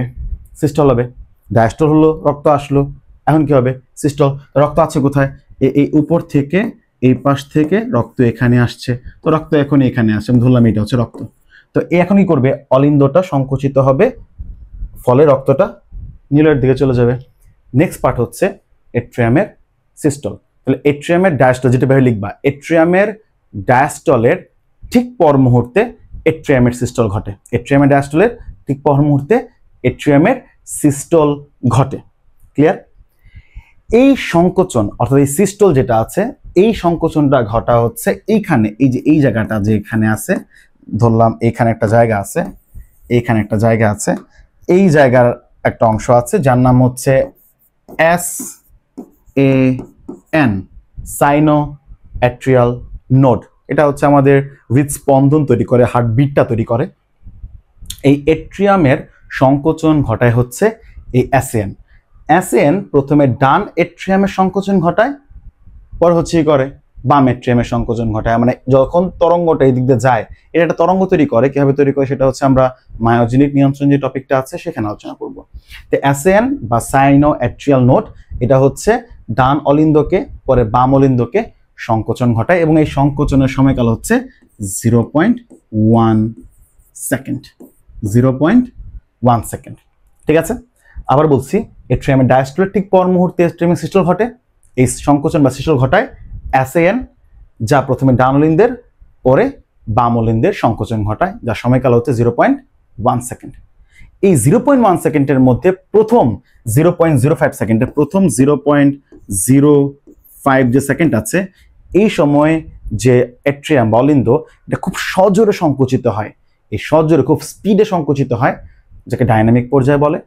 এবং পরবর্তী 0.05 সেকেন্ডে একটু স্লোলি সংকুচিত হয় বা সিস্টল হয়, যাকে এ ডাইনামিক পর্যায় বলে। 0.1 সেকেন্ডের মধ্যে প্রথম 0.05 সেকেন্ডে এট্রিয়াম সজোরে সংকুচিত হয়, যাকে ডাইনামিক পর্যায়, এবং পরবর্তী 0.05 সেকেন্ডে ধীর গতিতে সংকুচিত হয়, যাকে বলা হয় এ ডাইনামিক পর্যায়। ঘটনাটা কেন ঘটে? যদি আমি একসাথে খুব ফাস্ট নিয়ে আসি তাহলে একটা মানে ঘর্ষণ হওয়ার সম্ভাবনা আছে, তাই প্রথমে খুব জোরে সামনে নিয়ে আসে, তারপর আস্তে করে আর কি টাচটা হয়। মানে বিষয়টা অনেকটা এরকম আর কি, টাচ হয় না, জাস্ট কাছাকাছি আসে আর কি। এগুলো হচ্ছে এট্রিয়ামের সিস্টলের কথা। তো ডায়াস্টল হলো, সিস্টল হলো, লাস্টটাকে আমি একবার বলে দিব যে কিভাবে লিখবো। তৃতীয় যে পার্টটুকু আছে, এই 3 নাম্বার পার্টটা হচ্ছে ভেন্ট্রিকলের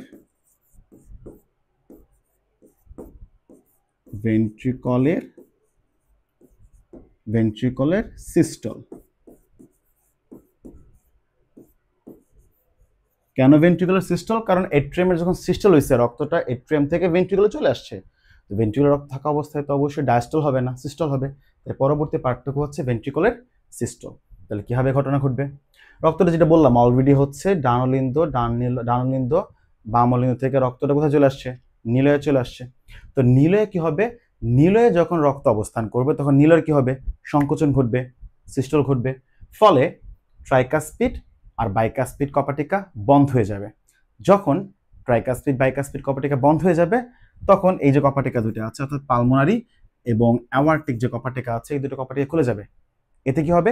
কার্বন ডাইঅক্সাইড যুক্ত রক্ত ডান ভেন্ট্রিকল থেকে পালমোনারি ধমনির মাধ্যমে ফুসফুসে ট্রান্সফার হবে, এবং অক্সিজেনযুক্ত রক্ত বাম ভেন্ট্রিকল থেকে অ্যাওয়ার্টার মাধ্যমে সমগ্র দেহে ট্রান্সফার বা সার্কুলেট হবে। ঠিক আছে, এই সময় কপাটিকা ট্রাইকাসিড বাইকাসিড বন্ধ থাকবে। তাহলে আরেকবার বলছি, ভেন্ট্রিকলে রক্ত অবস্থানকালে ভেন্ট্রিকলের সংকোচন ঘটবে, ফলে ট্রাইকাসিড বাইকাসপিড কপাটিকা বন্ধ হয়ে যাবে।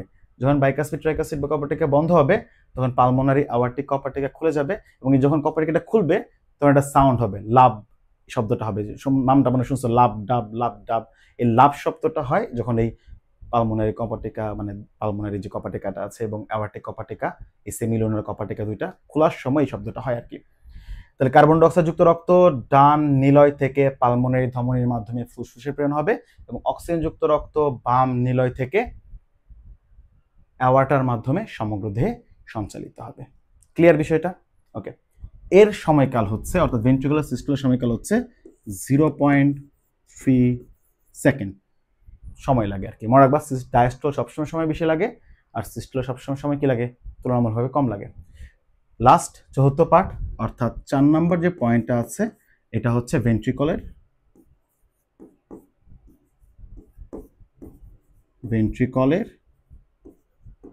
ডায়াস্টল।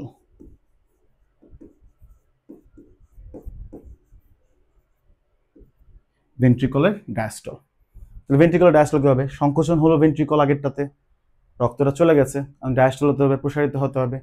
ভেন্ট্রিকলের যে সিস্টল তার ঠিক পর মুহূর্তে কি হয়? ডায়াস্টল ঘটে। যখন ভেন্ট্রিকুলার ডায়াস্টল ঘটে, প্রসারিত হয়, তখন এই যে পালমোনারি কপারটিকা এবং অ্যাওয়ার্টিক কপারটিকা যখন খুলছিল এটা আবার বন্ধ হয়ে যাবে।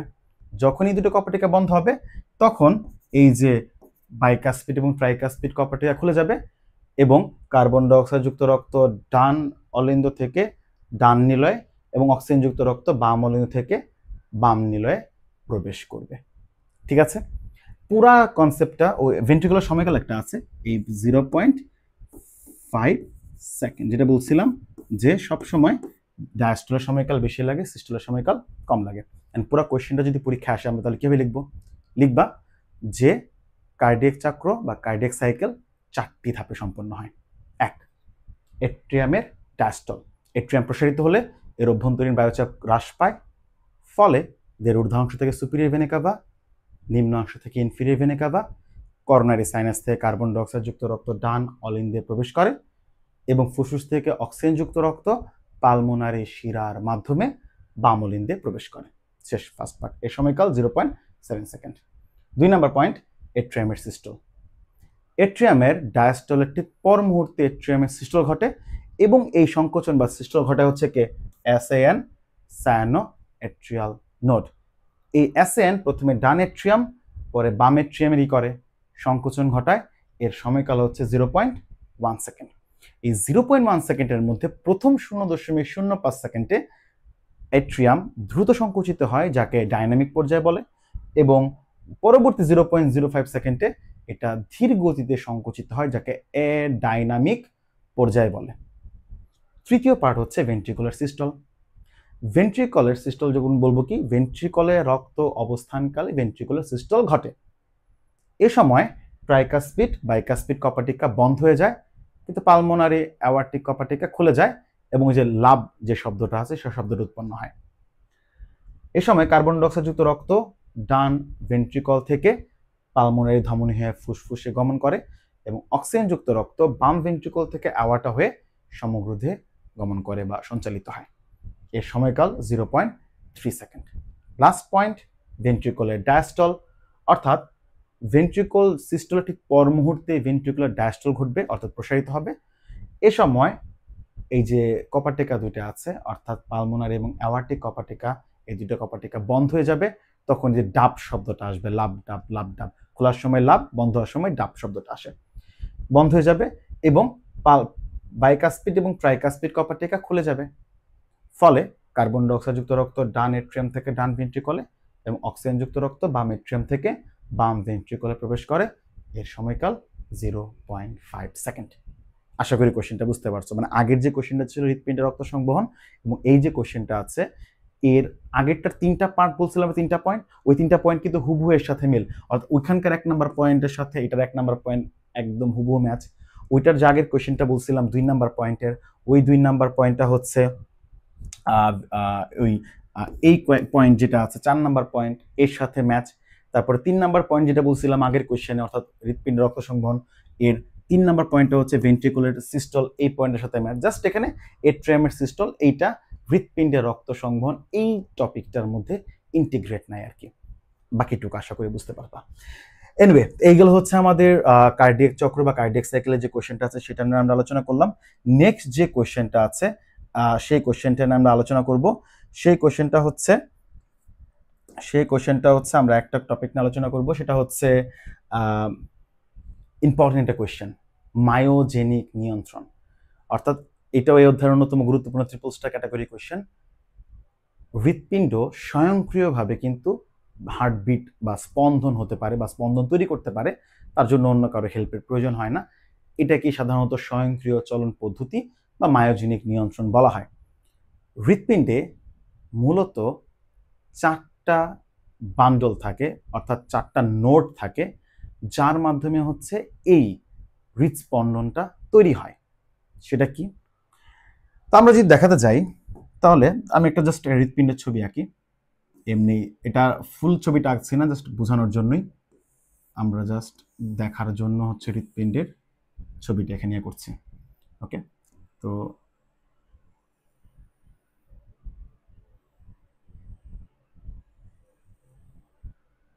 এটা হচ্ছে মায়োজেনিক নিয়ন্ত্রণ যেটা আছে, বা হৃৎপিণ্ডের নোট সমূহের বর্ণনা, তোমার যেটা বলতে ইচ্ছা করে তুমি বলতে পারো, কোনো প্রবলেম নেই। আচ্ছা, ঠিক আছে। এখন 4টা নোড আছে হৃৎপিণ্ডের মধ্যে। কি কি? একটা নোড হচ্ছে এটা, মানে যে হৃৎস্পন্দনটাকে তৈরি করে, নামটা বলছি। একটা আছে এখানে, এই স্থানটার মধ্যে, এই লাল দাগ যেগুলো প্রত্যেকটাই হচ্ছে নোড। এরপরে এখান থেকে আরেকটা আসবে হচ্ছে এইখানে, এইটা এইভাবে গিয়ে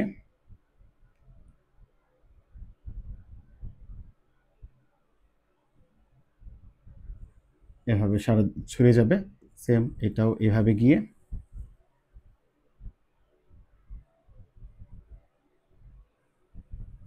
এবার ছড়িয়ে যাবে। ওর এখান থেকে আর কি একটু শাখা প্রশাখার মতো ছোট ছোট বের হবে আর কি, শাখা প্রশাখার মতো বের হবে। এই তো, এই হচ্ছে আমাদের মায়োজেনিক নিয়ন্ত্রণের একটা প্রিলিমিনারি চিত্র। তোমরা চাইলে এই চিত্রটাই পরীক্ষার মধ্যে অ্যাড করতে পারো, জাস্ট লেভেলিংটা করে নিও তাহলে হবে। লেভেলিংটা যদি আমি করতে যাই, আচ্ছা, তাহলে হচ্ছে এইটা একটা অংশ, এটা একটা অংশ, এখানে একটা অংশ আছে এবং এখানে একটা অংশ আছে। আমি দুই পাশে দেখাচ্ছি কি কি অংশগুলো। এই অংশটার নাম হচ্ছে S A N, full meaning একটু পরে বলছি।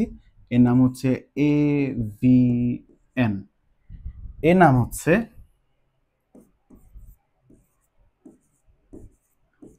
বান্ডেল অফ হিস, এবং এই অংশটার নাম হচ্ছে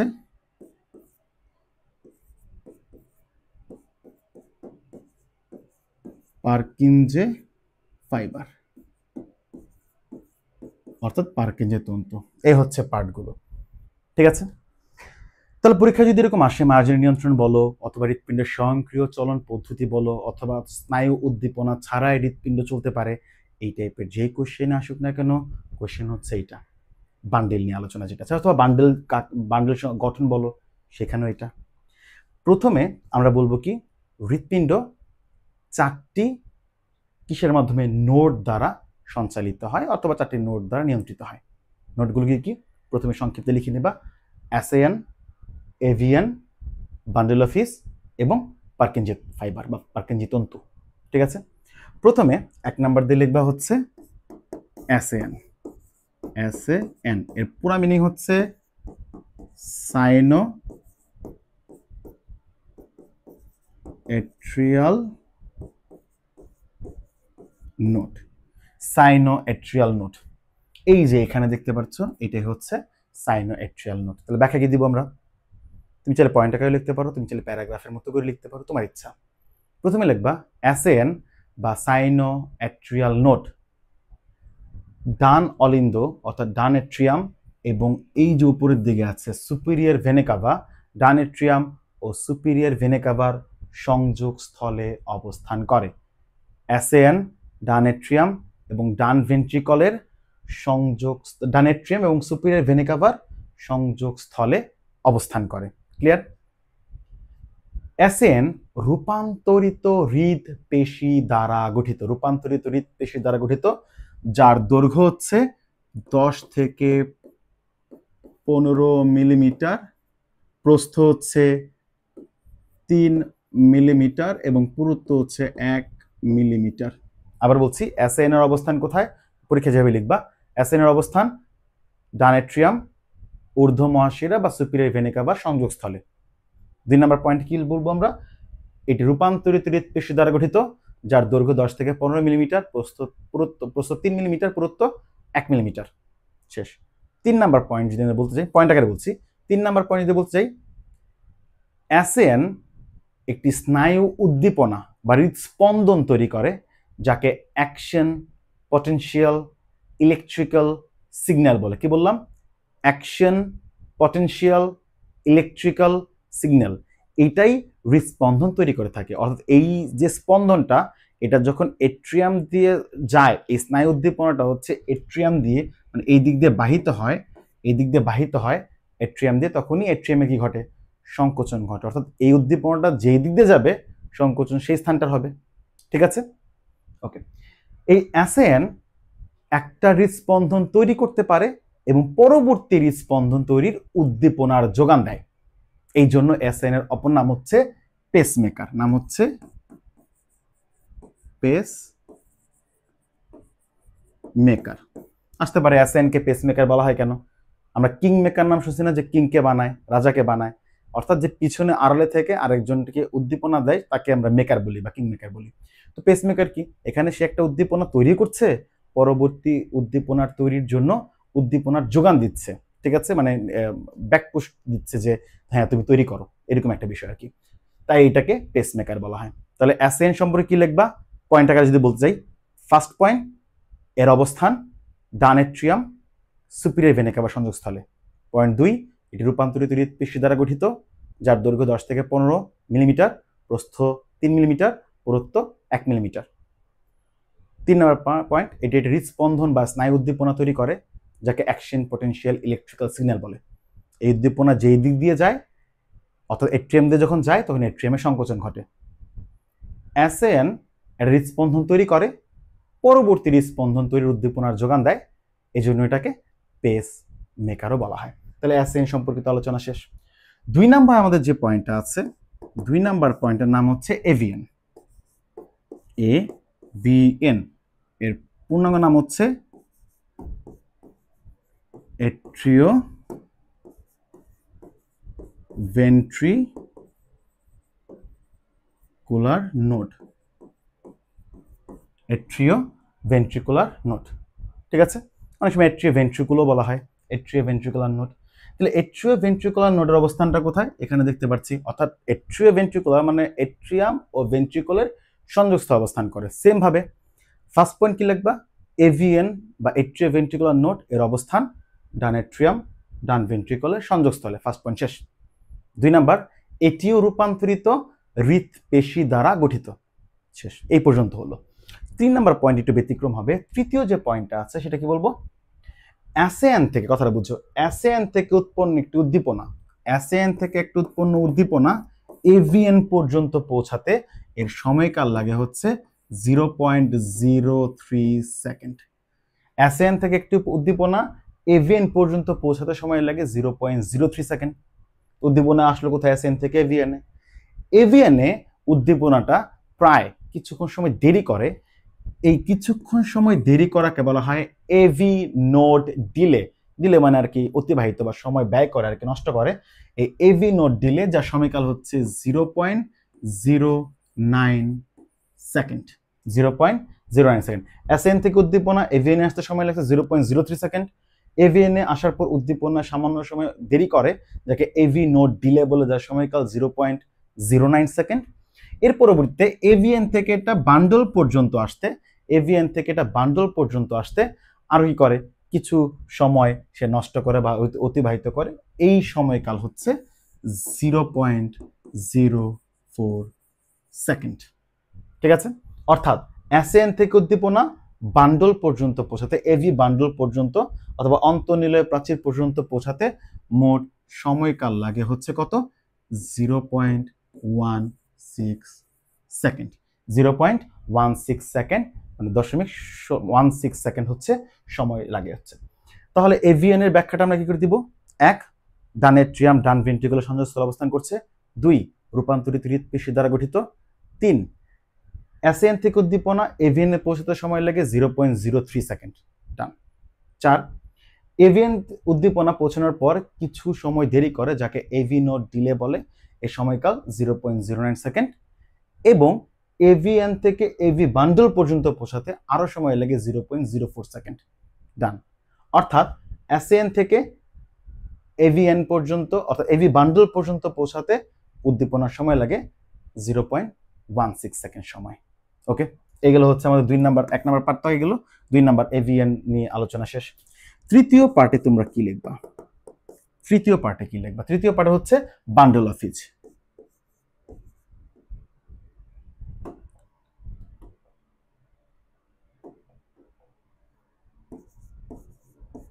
bundle of his. The bundle of his কি? এইখানে দুটো লাল দাগ দেখতে পাচ্ছ, এই একটা লাল দাগ আছে, একটা লাল দাগ আছে। এই যে দুটা লাল লাইন যে দুটা আছে, এটার নাম হচ্ছে বান্ডল অফ হিজ। সংজ্ঞা যদি বলতে চাই তাহলে কিভাবে বলবো?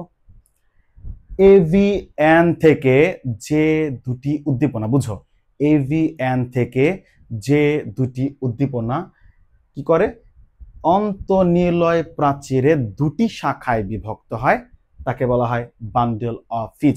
এটা একটা নিলয়, এটা একটা নিলয়, আর এই মাঝখানে ফাঁকা স্থানকে বলা হয় অন্তঃনিলয় প্রাচীর বা ইন্ট্রাভেন্ট্রিকুলার স্পেস। তাহলে এভিএন থেকে, তাহলে সহজ কথা আমরা যদি কি বলতে পারি, তাহলে এভিএন থেকে যে টিস্যু অন্তঃনিলয় প্রাচীরে প্রবেশ করে দুটি শাখায় বিভক্ত হয়, তাকে বলা হয় কি? Bundle of his. এর কাজ এভিএন থেকে উদ্দীপনা গ্রহণ করবে, এভিএন থেকে উদ্দীপনা গ্রহণ করে পারকিনজি যে ফাইবার বা তন্তু আছে তাকে প্রেরণ করে দিবে। এছাড়া তার কোনো এক্সেসিভ কাজ নেই। এই 2 বা 3টা লাইন লিখলে চলবে। এক সংজ্ঞাটা বললাম, আর এর কাজ এভিএন থেকে উদ্দীপনা নিবে, পারকিনজি ফাইবারকে দিয়ে দিবে, শেষ। 4 নাম্বার যে পয়েন্টটা আছে, অর্থাৎ 4th যে পয়েন্টটা আছে, এটা হচ্ছে পারকিনজে ফাইবার, অর্থাৎ পারকিনজে তন্তু। তাহলে পারকিনজে তন্তু কোনগুলো? এই ছোট ছোট নালীগুলো দেখতে পাচ্ছ, বিদ্যুৎ ইয়ার মতো, বিজলির মতো, সেগুলো নামে হচ্ছে কি? পারকিনজে তন্তু। তাহলে আমি বলতে পারি অন্তঃনিলয় প্রাচীর থেকে উৎপন্ন হয়ে, কথা বুঝো, উৎপন্ন কোন থেকে হয়েছে? অন্তঃনিলয় প্রাচীর থেকে। অন্তঃনিলয় প্রাচীর থেকে উৎপন্ন হয়ে যে তন্তুগুলো নিলয়ের উভয় পাশে কি হয়? শাখায় বিভক্ত হয় বা তন্তুতে বিভক্ত হয় বা অসংখ্য তন্তুতে বিভক্ত হয়, তাকেই পারকিনজি তন্তু বলা হয়। অন্তঃনিলয় প্রাচীর থেকে উৎপন্ন হয়ে নিলয়ের উভয় পাশে অসংখ্য তন্তু বা শাখায় বিভক্ত হয়, তাকে পারকিনজি তন্তু বলে। এবং এর কাজ কি করে? বান্ডল অফ হিজ থেকে উদ্দীপনা গ্রহণ করে, নিলয়ে প্রেরণ করে এবং নিলয়ের সংকোচন ঘটায়। ক্লিয়ার? এটুকুই ঘটনা। তাহলে পুরাটা যখন লিখবা পরীক্ষায়, কিভাবে লিখবা? সহজ করে বলছি। 1, এসএন বা সাইনো এট্রিয়াল নোড। এই সাইনো এট্রিয়াল নোড নিয়ে আমরা তাহলে কি করে বলবো? পয়েন্টটা যদি বলতে যাই, 1, এটি ডান এট্রিয়াম সুপিরিয়র ভেনা কাভা এর সংযোগস্থলে অবস্থান করে। পয়েন্ট 2, এটি রূপান্তরিত হৃৎপিণ্ড দ্বারা গঠিত, যার দৈর্ঘ্য 10 থেকে 15 মিলিমিটার, প্রস্থ 3 এবং পুরুত্ব 1 মিলিমিটার। এটি হৃদস্পন্দন বা স্নায়ু উদ্দীপনা তৈরি করে, যাকে কি বলা হয়? অ্যাকশন পটেনশিয়াল ইলেকট্রিক্যাল সিগন্যাল বলা হয়। এবং এই উদ্দীপনাটা যখন এট্রিয়াম দিয়ে প্রবাহিত হয়, তখন এট্রিয়ামে কি ঘটে? সংকোচন ঘটে। দ্বিতীয় আরেকটা যে পয়েন্ট আছে, এটা যে এসএন একটা হৃদস্পন্দন তৈরি করতে পারে, পরবর্তী হৃদস্পন্দন তৈরির উদ্দীপনার যোগান দেয়, এই জন্য একে পেসমেকার বলা হয়ে থাকে। ওকে, ফাইন। 2 নাম্বার যে পার্টটা আছে এভিএন, কি বলবো? এটি এট্রিয়াম ও ভেন্ট্রিকুলার সংযোগস্থলে অবস্থিত এবং এটিও রূপান্তরিত হৃৎপিণ্ড দ্বারা গঠিত হয়। পরবর্তী পয়েন্ট, এসএন থেকে একটি উদ্দীপনা এভিএন পর্যন্ত পৌঁছাতে সময় লাগে হচ্ছে 0.03 সেকেন্ড। এভিএন উদ্দীপনা পৌঁছানোর পর সামান্য সময় এখানে দেরি করে, যাকে এভি নোট ডিলে বলে, এর সময়কাল 0.09 সেকেন্ড। এবং এভিএন থেকে এভি বান্ডল পর্যন্ত অন্তঃনিলয় প্রাচীর পর্যন্ত পৌঁছাতে আরো সময় লাগে হচ্ছে 0.04 সেকেন্ড। অর্থাৎ এসএন থেকে উদ্দীপনা এভি বান্ডল পর্যন্ত পৌঁছাতে সময় লাগে 0.16 সেকেন্ড। ক্লিয়ার? এবং একটা কথা হচ্ছে এভিএনকে সংরক্ষিত পেসমেকারও বলা হয়। এসআই নষ্ট গেলে এভিএন স্নায়ু উদ্দীপনা তৈরি করতে পারে সাময়িক সময়ের জন্য। 3 নাম্বার বান্ডেল অফ হিচ। এভিএন থেকে উৎপন্ন যে টিস্যু অন্তঃনিলয় প্রাচীরে দুপাশে শাখায় বিভক্ত হয় তাকে কি বলা হয়? বান্ডেল অফ হিচ বলা হয়। এই বান্ডেল অফ হিচ কি? এভিএন থেকে উদ্দীপনা গ্রহণ করবে এবং কি করবে? পারকিনজি তন্তুতে প্রেরণ করবে। শেষ। 3 নাম্বার গেল। 4 নাম্বার পয়েন্ট হচ্ছে পারকিনজি তন্তু বা পারকিনজি ফাইবার। এটি হচ্ছে অন্তঃনিলয় প্রাচীর থেকে উৎপন্ন হয়ে নিলয়ের উভয় পাশে অসংখ্য তন্তু বা শাখায় বিভক্ত হয়, তাকেই পারকিনজি তন্তু বলা হয়। এর কাজ বান্ডেল অফ হিচ থেকে উদ্দীপনা গ্রহণ করে নিলয়ের উভয় পাশে সঞ্চালন ঘটায় এবং নিলয়ের সংকোচন ঘটায়। ঠিক আছে? এই হচ্ছে মায়োজনের নিয়ন্ত্রণ বা নোট সময়ের বর্ণনা।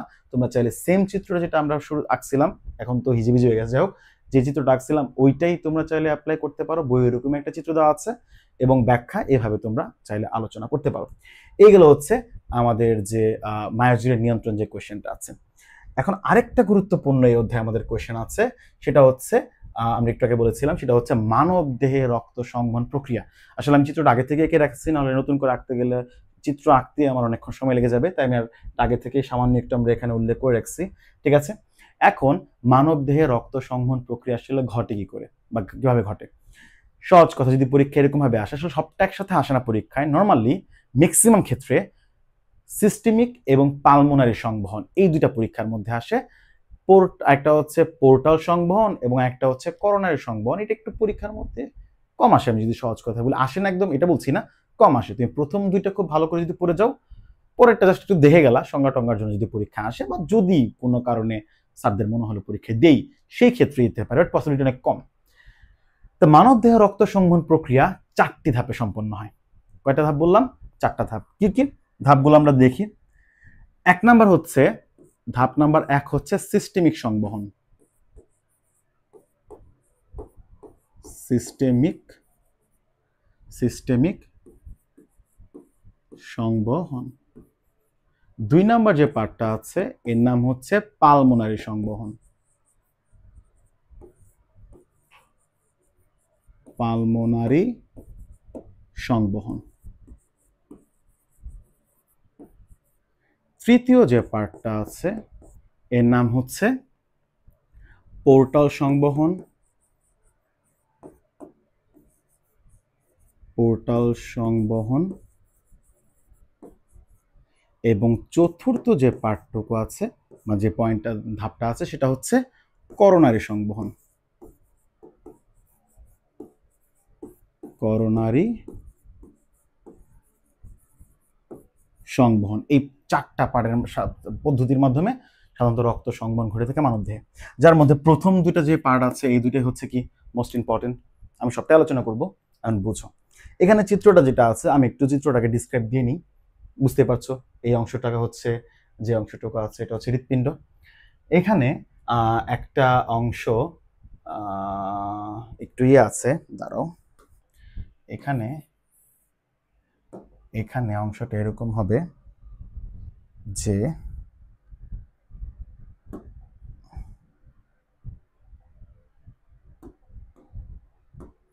আচ্ছা, এখানে একটু আছে, তো আমি একটু দেখে নিই। এখান থেকে একটা অংশ বের হবে, আচ্ছা, এখান থেকে একটা অংশ বের হবে, এখান থেকে একটা অংশ এখানে চলে আসবে, মানে এটা হচ্ছে অক্সিজেনযুক্ত রক্তটা আসে আর কি। ঠিক আছে, ওকে। তাহলে এখন আমি তাহলে জিনিসটা ব্যাখ্যা দিই একটু সহজ করে। এই যে লাল কালারের দাগগুলো দেখতে পাচ্ছ, রেড, এটা হচ্ছে অক্সিজেনযুক্ত রক্ত। সহজ কথা, এটা হচ্ছে অক্সিজেনযুক্ত রক্ত। আর এখানে যে ব্লু কালার, সামান্য একটা ব্লুইশ কালার দেখতে পাচ্ছ, এই যে নালকেগুলো রক্ত সংবহন করে, সেটা হচ্ছে কি কার্বন ডাই অক্সাইড যুক্ত রক্ত। ঠিক আছে? তাহলে বুঝতেই পারছি হৃৎপিণ্ড থেকে এই লাল কালারের রক্ত, এই যে দাগগুলো আছে, এর মাধ্যমে দেহের বিভিন্ন অংশে রক্ত সরবরাহ হয়েছে এবং দেহের বিভিন্ন অংশ থেকে কার্বন ডাই অক্সাইড যুক্ত রক্ত আবার কোথায় আসছে? হৃৎপিণ্ডের মধ্যে আসছে। এখন আমরা ব্যাখ্যা দেব হচ্ছে স্টেপ বাই স্টেপ। প্রথম যে ব্যাখ্যাটা হচ্ছে, অর্থাৎ সিস্টেমিক সংবহন কি? সহজ কথায় বলি, যে প্রক্রিয়ায় হৃৎপিণ্ড থেকে রক্ত সমগ্র দেহে এবং দেহ থেকে রক্ত পুনরায় হৃৎপিণ্ডে ফেরত আসে, সেই প্রক্রিয়াকে বা সেই রক্ত সংবহন প্রক্রিয়াকে সিস্টেমিক সংবহন বলে। ক্লিয়ার? যে প্রক্রিয়ায় হৃৎপিণ্ড থেকে রক্ত সমগ্র দেহে এবং দেহ থেকে রক্ত পুনরায় হৃৎপিণ্ডে ফেরত আসে, সেই সংবহন প্রক্রিয়াকে সিস্টেমিক সংবহন বলে। ঠিক আছে? অর্থাৎ হৃৎপিণ্ড থেকে বের হয়ে যাবে, হৃৎপিণ্ড থেকে মাথায় যাবে, যকৃতে যাবে, অন্ত্রে যাবে, বৃক্কে যাবে, পায়ে যাবে। এই যে হৃৎপিণ্ড থেকে এই অংশগুলোর মধ্যে যাচ্ছে রক্ত, এই অংশটার নাম হচ্ছে কি বলবো? সিস্টেমিক সংবহন। অর্থাৎ আমি যদি আরেকটু স্পেসিফিকলি দেখাতে চাই তীর চিহ্ন দিয়ে, তো হৃৎপিণ্ড থেকে ধরলাম রক্তগুলো বের হচ্ছে, তো বের হয়ে হচ্ছে মাথার দিকে যাচ্ছে, মাথার দিকে যাচ্ছে, এটা হচ্ছে নিচের দিকে যাচ্ছে। আমি আরো স্পেসিফিকলি যদি এরকম ভাবে দিই তাহলে বুঝতে আরো মনে সহজ হবে। আচ্ছা, এই হচ্ছে রক্ত, এখানে ইনসার্ট হচ্ছে, আমরা বুঝতে পারছি। ঠিক আছে, ওকে। তাহলে সিস্টেমিক সংবহনটা কি? প্রথম সংজ্ঞাটা বলবা, এক যদি পরীক্ষা আসে, এক সংজ্ঞা বলার পর বলবা হচ্ছে সিস্টেমিক সংবহনের উৎপত্তি ঘটে কোন থেকে? সিস্টেমিক সংবহনের উৎপত্তি ঘটে হচ্ছে অ্যাওয়ার্টা থেকে। আমরা জানি হৃৎপিণ্ড থেকে অ্যাওয়ার্টার মাধ্যমেই সমগ্র দেহে রক্ত সঞ্চালন ঘটে। তো সিস্টেমিক সংবহনের উৎপত্তি ঘটে অ্যাওয়ার্টা থেকে, এবং অ্যাওয়ার্টার উৎপত্তি ঘটে হচ্ছে এই যে অংশটা আছে, অর্থাৎ বাম ভেন্ট্রিকল, সেই স্থান থেকে হচ্ছে এই সিস্টেমিক সংবহন উৎপত্তি হয়। সংজ্ঞা বলবো, সংজ্ঞা বলার পরে 2 নাম্বার পয়েন্টটা কি বলবো? যে সিস্টেমিক সংবহন উৎপত্তি ঘটে অ্যাওয়ার্টা থেকে এবং অ্যাওয়ার্টার উৎপত্তি ঘটে বাম ভেন্ট্রিকল থেকে। হৃৎপিণ্ড বা ভেন্ট্রিকল যখন সংকুচিত হয় তখন রক্ত কি হবে? এই বাম ভেন্ট্রিকল থেকে অ্যাওয়ার্টার মাধ্যমে, বাম ভেন্ট্রিকল থেকে অ্যাওয়ার্টার মাধ্যমে এই অক্সিজেনযুক্ত রক্ত কোথায় আসবে? ধমনীতে আসবে। আসলো, ধমনীতে আসার পর এই ধমনী থেকে রক্তবাহিকা মানে ধমনী থেকে যে ছোট ছোট আরো কিছু সাব ধমনী উৎপন্ন হয়, সেই ধমনীর মাধ্যমে রক্তবাহিকার মাধ্যমে কৈশিক জালিকার মাধ্যমে দেহের বিভিন্ন অংশে, অর্থাৎ যকৃতে, অন্ত্রে, বৃক্কে, পায়ে, মাথায়, এইসব জায়গার মধ্যে সার্কুলেট হবে। ক্লিয়ার? তাহলে নিলয়ের সংকোচন হলো রক্ত অ্যাওয়ার্টা হয়ে ধমনীতে আসবে, ধমনী থেকে বিভিন্ন রক্তবাহিকা ও কৈশিক জালিকা হয়ে দেহের বিভিন্ন অঙ্গ প্রত্যঙ্গে প্রবেশ করবে। নাম বলা দরকার না, অঙ্গ প্রত্যঙ্গে প্রবেশ করবে। অঙ্গ প্রত্যঙ্গ থেকে এই রক্ত, কার্বন ডাইঅক্সাইড রক্ত পুনরায় ডান এট্রিয়ামে superior vena cava, inferior vena কাভার মাধ্যমে, সুপিরিয়র ভেনা কাভা এবং ইনফিরিয়র ভেনা কাভার মাধ্যমে, ঠিক আছে, এখানে আছে সুপিরিয়র ভেনা কাভা, এখানে আছে, ঠিক আছে, এই দিক দিয়ে সুপিরিয়র ভেনা কাভা আছে আর কি। Superior vena cava, inferior vena কাভার মাধ্যমে রক্ত কোথায় প্রবেশ করে? এইখানে প্রবেশ করবে, অর্থাৎ ডান এট্রিয়ামে, এবং ডান এট্রিয়াম থেকে লাস্টে কোথায়? ডান ভেন্ট্রিকলে প্রবেশ করবে এবং সিস্টেমিক সংবহন সমাপ্তি ঘটবে। তাহলে ফুল সিস্টেমিক সংবহনটা আমি একবার বলি, সহজ করে বুঝো। যে রক্ত সংবহন প্রক্রিয়ায় হৃৎপিণ্ড থেকে রক্ত সমগ্র দেহে এবং সমগ্র দেহ থেকে রক্ত পুনরায় হৃৎপিণ্ডে প্রবেশ করে তাকে সিস্টেমিক সংবহন বলা হয়। সিস্টেমিক সংবহন উৎপত্তি ঘটে হচ্ছে কোন থেকে? অ্যাওয়ার্টা থেকে, এবং অ্যাওয়ার্টার উৎপত্তি ঘটে হচ্ছে বাম ভেন্ট্রিকল থেকে। হৃৎপিণ্ড সংকুচিত হলে বা ভেন্ট্রিকল সংকুচিত হলে রক্ত অ্যাওয়ার্টা হয়ে ধমনীতে প্রবেশ করে এবং ধমনী থেকে দেহের অঙ্গ প্রত্যঙ্গে প্রবেশ করে। দেহের অঙ্গ প্রত্যঙ্গ থেকে কৈশিক জালিকার মাধ্যমে প্রবেশ করে হচ্ছে উপশিরায়, উপশিরা থেকে প্রবেশ করে হচ্ছে শিরায়, এবং শিরা থেকে ঊর্ধ্ব এবং নিম্ন মহাশিরার মাধ্যমে রক্ত প্রবেশ করে হচ্ছে ডান অলিন্দে, এবং ডান অলিন্দ থেকে রক্ত প্রবেশ করে ডান নিলয়ে এবং সিস্টেমিক সংবহনের সমাপ্তি ঘটে। ক্লিয়ার? দ্বিতীয় যে পার্টটা আছে সেটা হচ্ছে পালমোনারি সংবহন। পালমোনারি সংবহন কি? হৃৎপিণ্ড আর ফুসফুসের মধ্যকার যে সংবহন আছে সেটা হচ্ছে পালমোনারি সংবহন। সংজ্ঞা যদি বলতে যাই তাহলে যে রক্ত সংবহন প্রক্রিয়ায় হৃৎপিণ্ড ও ফুসফুসের মাঝে পালমোনারি ধমনী ও পালমোনারি শিরার মাধ্যমে রক্ত সংবহন ঘটে তাকে পালমোনারি সংবহন ঘটে। এই যে উপরের যে পার্টটুকু দিলাম, যে এই ব্লু কালারের উপরটুকু, রেড কালারের উপরটুকু, এটা হচ্ছে পালমোনারি সংবহন। অর্থাৎ এই যে এইটা পালমোনারি সংবহন এবং এটাও কি পালমোনারি সংবহনের মধ্যে পড়ে। তাহলে পালমোনারি সংবহনের উৎপত্তি ঘটে কোন থেকে? পালমোনারি ধমনী থেকে। এটা হচ্ছে পালমোনারি ধমনী, উৎপত্তি ঘটে হচ্ছে পালমোনারি ধমনী, আর পালমোনারি ধমনীর উৎপত্তি ঘটে হচ্ছে কোথায়? ডান ভেন্ট্রিকল থেকে বা ডান নিলয় থেকে। ডান নিলয় যখন সংকুচিত হয়, এটা একটু আগে বলছিলাম, ডান নিলয় যখন সংকুচিত হয় তখন কি হবে? ট্রাইকাসপিড বাইকাসপিড কপার টিকা বন্ধ হয়ে যাবে, তাই না? ফলে কার্বন ডাইঅক্সাইড যুক্ত রক্ত ডান নিলয় থেকে পালমোনারি ধমনী হয়ে কোথায় আসবে? ফুসফুসে আসবে। তো ফুসফুসে কার্বন ডাইঅক্সাইড যুক্ত, তো এটা হচ্ছে কার্বন ডাইঅক্সাইড যুক্ত, এখানে আসলো। ফুসফুস এই কার্বন ডাইঅক্সাইড যুক্ত রক্তকে অক্সিজেন যুক্ত রক্ত দ্বারা করে, অক্সিজেন দ্বারা প্রতিস্থাপন করে। এই উৎপন্ন অক্সিজেন যুক্ত রক্ত আবার পালমোনারি শিরার মাধ্যমে কোথায় প্রবেশ করে? বাম অলিন্দে প্রবেশ করে, ঠিক আছে। এবং বাম অলিন্দ থেকে রক্ত হচ্ছে সর্বশেষ হচ্ছে বাইকাসপিড কপাটিকা পার হয়ে এটি কোথায় প্রবেশ করবে? বাম নিলয়। শেষ। তাহলে আমি শুরু থেকে যদি বলতে যাই এই পালমোনারি সংবহনটা, তাহলে পালমোনারি সংবহন হচ্ছে যে রক্ত সংবহন প্রক্রিয়ায় হৃৎপিণ্ড ও ফুসফুসের মধ্যে পালমোনারি ধমনী পালমোনারি শিরার মাধ্যমে রক্ত সংবহন ঘটে, তাকে পালমোনারি সংবহন বলা হয়। পালমোনারি সংবহন সাধারণত উৎপত্তি ঘটে পালমোনারি ধমনী থেকে, এবং পালমোনারি ধমনীর উৎপত্তি ঘটে হচ্ছে ডান নিলয় থেকে। ডান নিলয় সংকুচিত হলে কার্বন ডাইঅক্সাইড যুক্ত রক্ত পালমোনারি ধমনীর মাধ্যমে ফুসফুসে প্রেরিত হবে, এবং ফুসফুসে কার্বন ডাইঅক্সাইড যুক্ত রক্ত অক্সিজেন যুক্ত রক্ত দ্বারা কি হবে? প্রতিস্থাপিত হবে, এক্সচেঞ্জ হবে, কৈশিক জালিকার মধ্যে এক্সচেঞ্জ হবে। ফুসফুস থেকে অক্সিজেন যুক্ত রক্ত পালমোনারি শিরার মাধ্যমে হৃৎপিণ্ডের বাম অলিন্দে প্রবেশ করবে। হৃৎপিণ্ডের বাম অলিন্দে রক্ত পরে কি হবে? এই বাইকাসপিড কপাটিকা ভেদ করে বাম নিলয়ে প্রবেশ করবে। এভাবেই পালমোনারি সংবহনের সমাপ্তি ঘটবে। শেষ। তৃতীয় যে পার্টটা আছে সেটা হচ্ছে পোর্টাল সংবহন। এই যেখানে অন্ত্র দেখতে পাচ্ছ, অন্ত্র বা এখানে বৃক্ক, এগুলো হচ্ছে পোর্টাল সংবহন। মানুষের আসলে বৃক্কটা থাকে না, বলছি। পোর্টাল সংবহন হচ্ছে কাকে বলে? কৈশিক জালিকা থেকে যে শিরা উৎপন্ন হয়, সেই শিরা হৃৎপিণ্ডে যাওয়ার পথে যদি অন্য কোনো অঙ্গে প্রবেশ করে পুনরায় আবার কৈশিক জালিকায় বিভক্ত হয়, তখন সেই ধরনের সংবহনকে পোর্টাল সংবহন বলে। কি বললাম? কৈশিক জালিকা থেকে যে শিরা উৎপন্ন হয়ে হৃৎপিণ্ডে যাওয়ার সময়, রক্ত হৃৎপিণ্ডে নিয়ে যাওয়ার সময় অন্য অঙ্গে প্রবেশ করে পুনরায় কৈশিক জালিকায় বিভক্ত হয়, তাকে কি বলা হয়? পোর্টাল সংবহন। পোর্টাল সংবহন দুই প্রকার হয়, একটার নাম হচ্ছে হেপাটিক পোর্টাল সংবহন, একটা হচ্ছে রেনাল পোর্টাল সংবহন। তাহলে একটা হচ্ছে হেপাটিক পোর্টাল এবং আরেকটা হচ্ছে রেনাল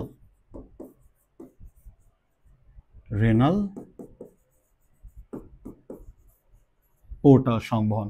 মানুষের ক্ষেত্রে কিন্তু এই রেনাল পোর্টাল সংবহনটা থাকে না, ওই জাস্ট ব্যাখ্যা দিয়েছে অন্যান্য প্রাণীর সাথে লিঙ্ক করার জন্য। যদি মানুষের কথাটা আসে সেই ক্ষেত্রে রেনাল পোর্টাল সংবহন না দিলেও চলবে, শুধুমাত্র হেপাটিক পোর্টাল সংবহনটা দিলেই চলবে। তাহলে হেপাটিক পোর্টাল সংবহন কি? সংজ্ঞাটা আমরা পোর্টাল সংবহন তো বললামই। হেপাটিক পোর্টাল কি?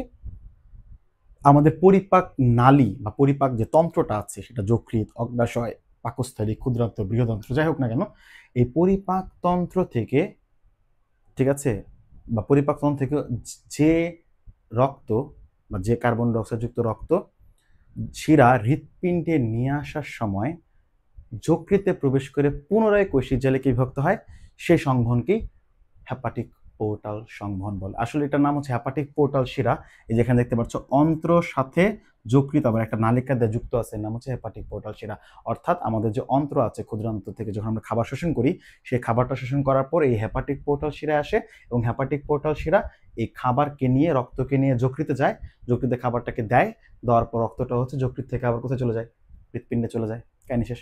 তাহলে আমি হেপাটিক পোর্টালটাকে বলছি, হেপাটিক পোর্টাল হচ্ছে যে রক্ত সংবহন প্রক্রিয়ায় পরিপাক তন্ত্র থেকে রক্ত হৃৎপিণ্ডে যাওয়ার পথে, বা পরিপাক তন্ত্র থেকে শিরা হৃৎপিণ্ডে যাওয়ার পথে যকৃতে প্রবেশ করে পুনরায় কৈশিক জালিকায় বিভক্ত হয়, তাকেই হেপাটিক পোর্টাল শিরা বলে।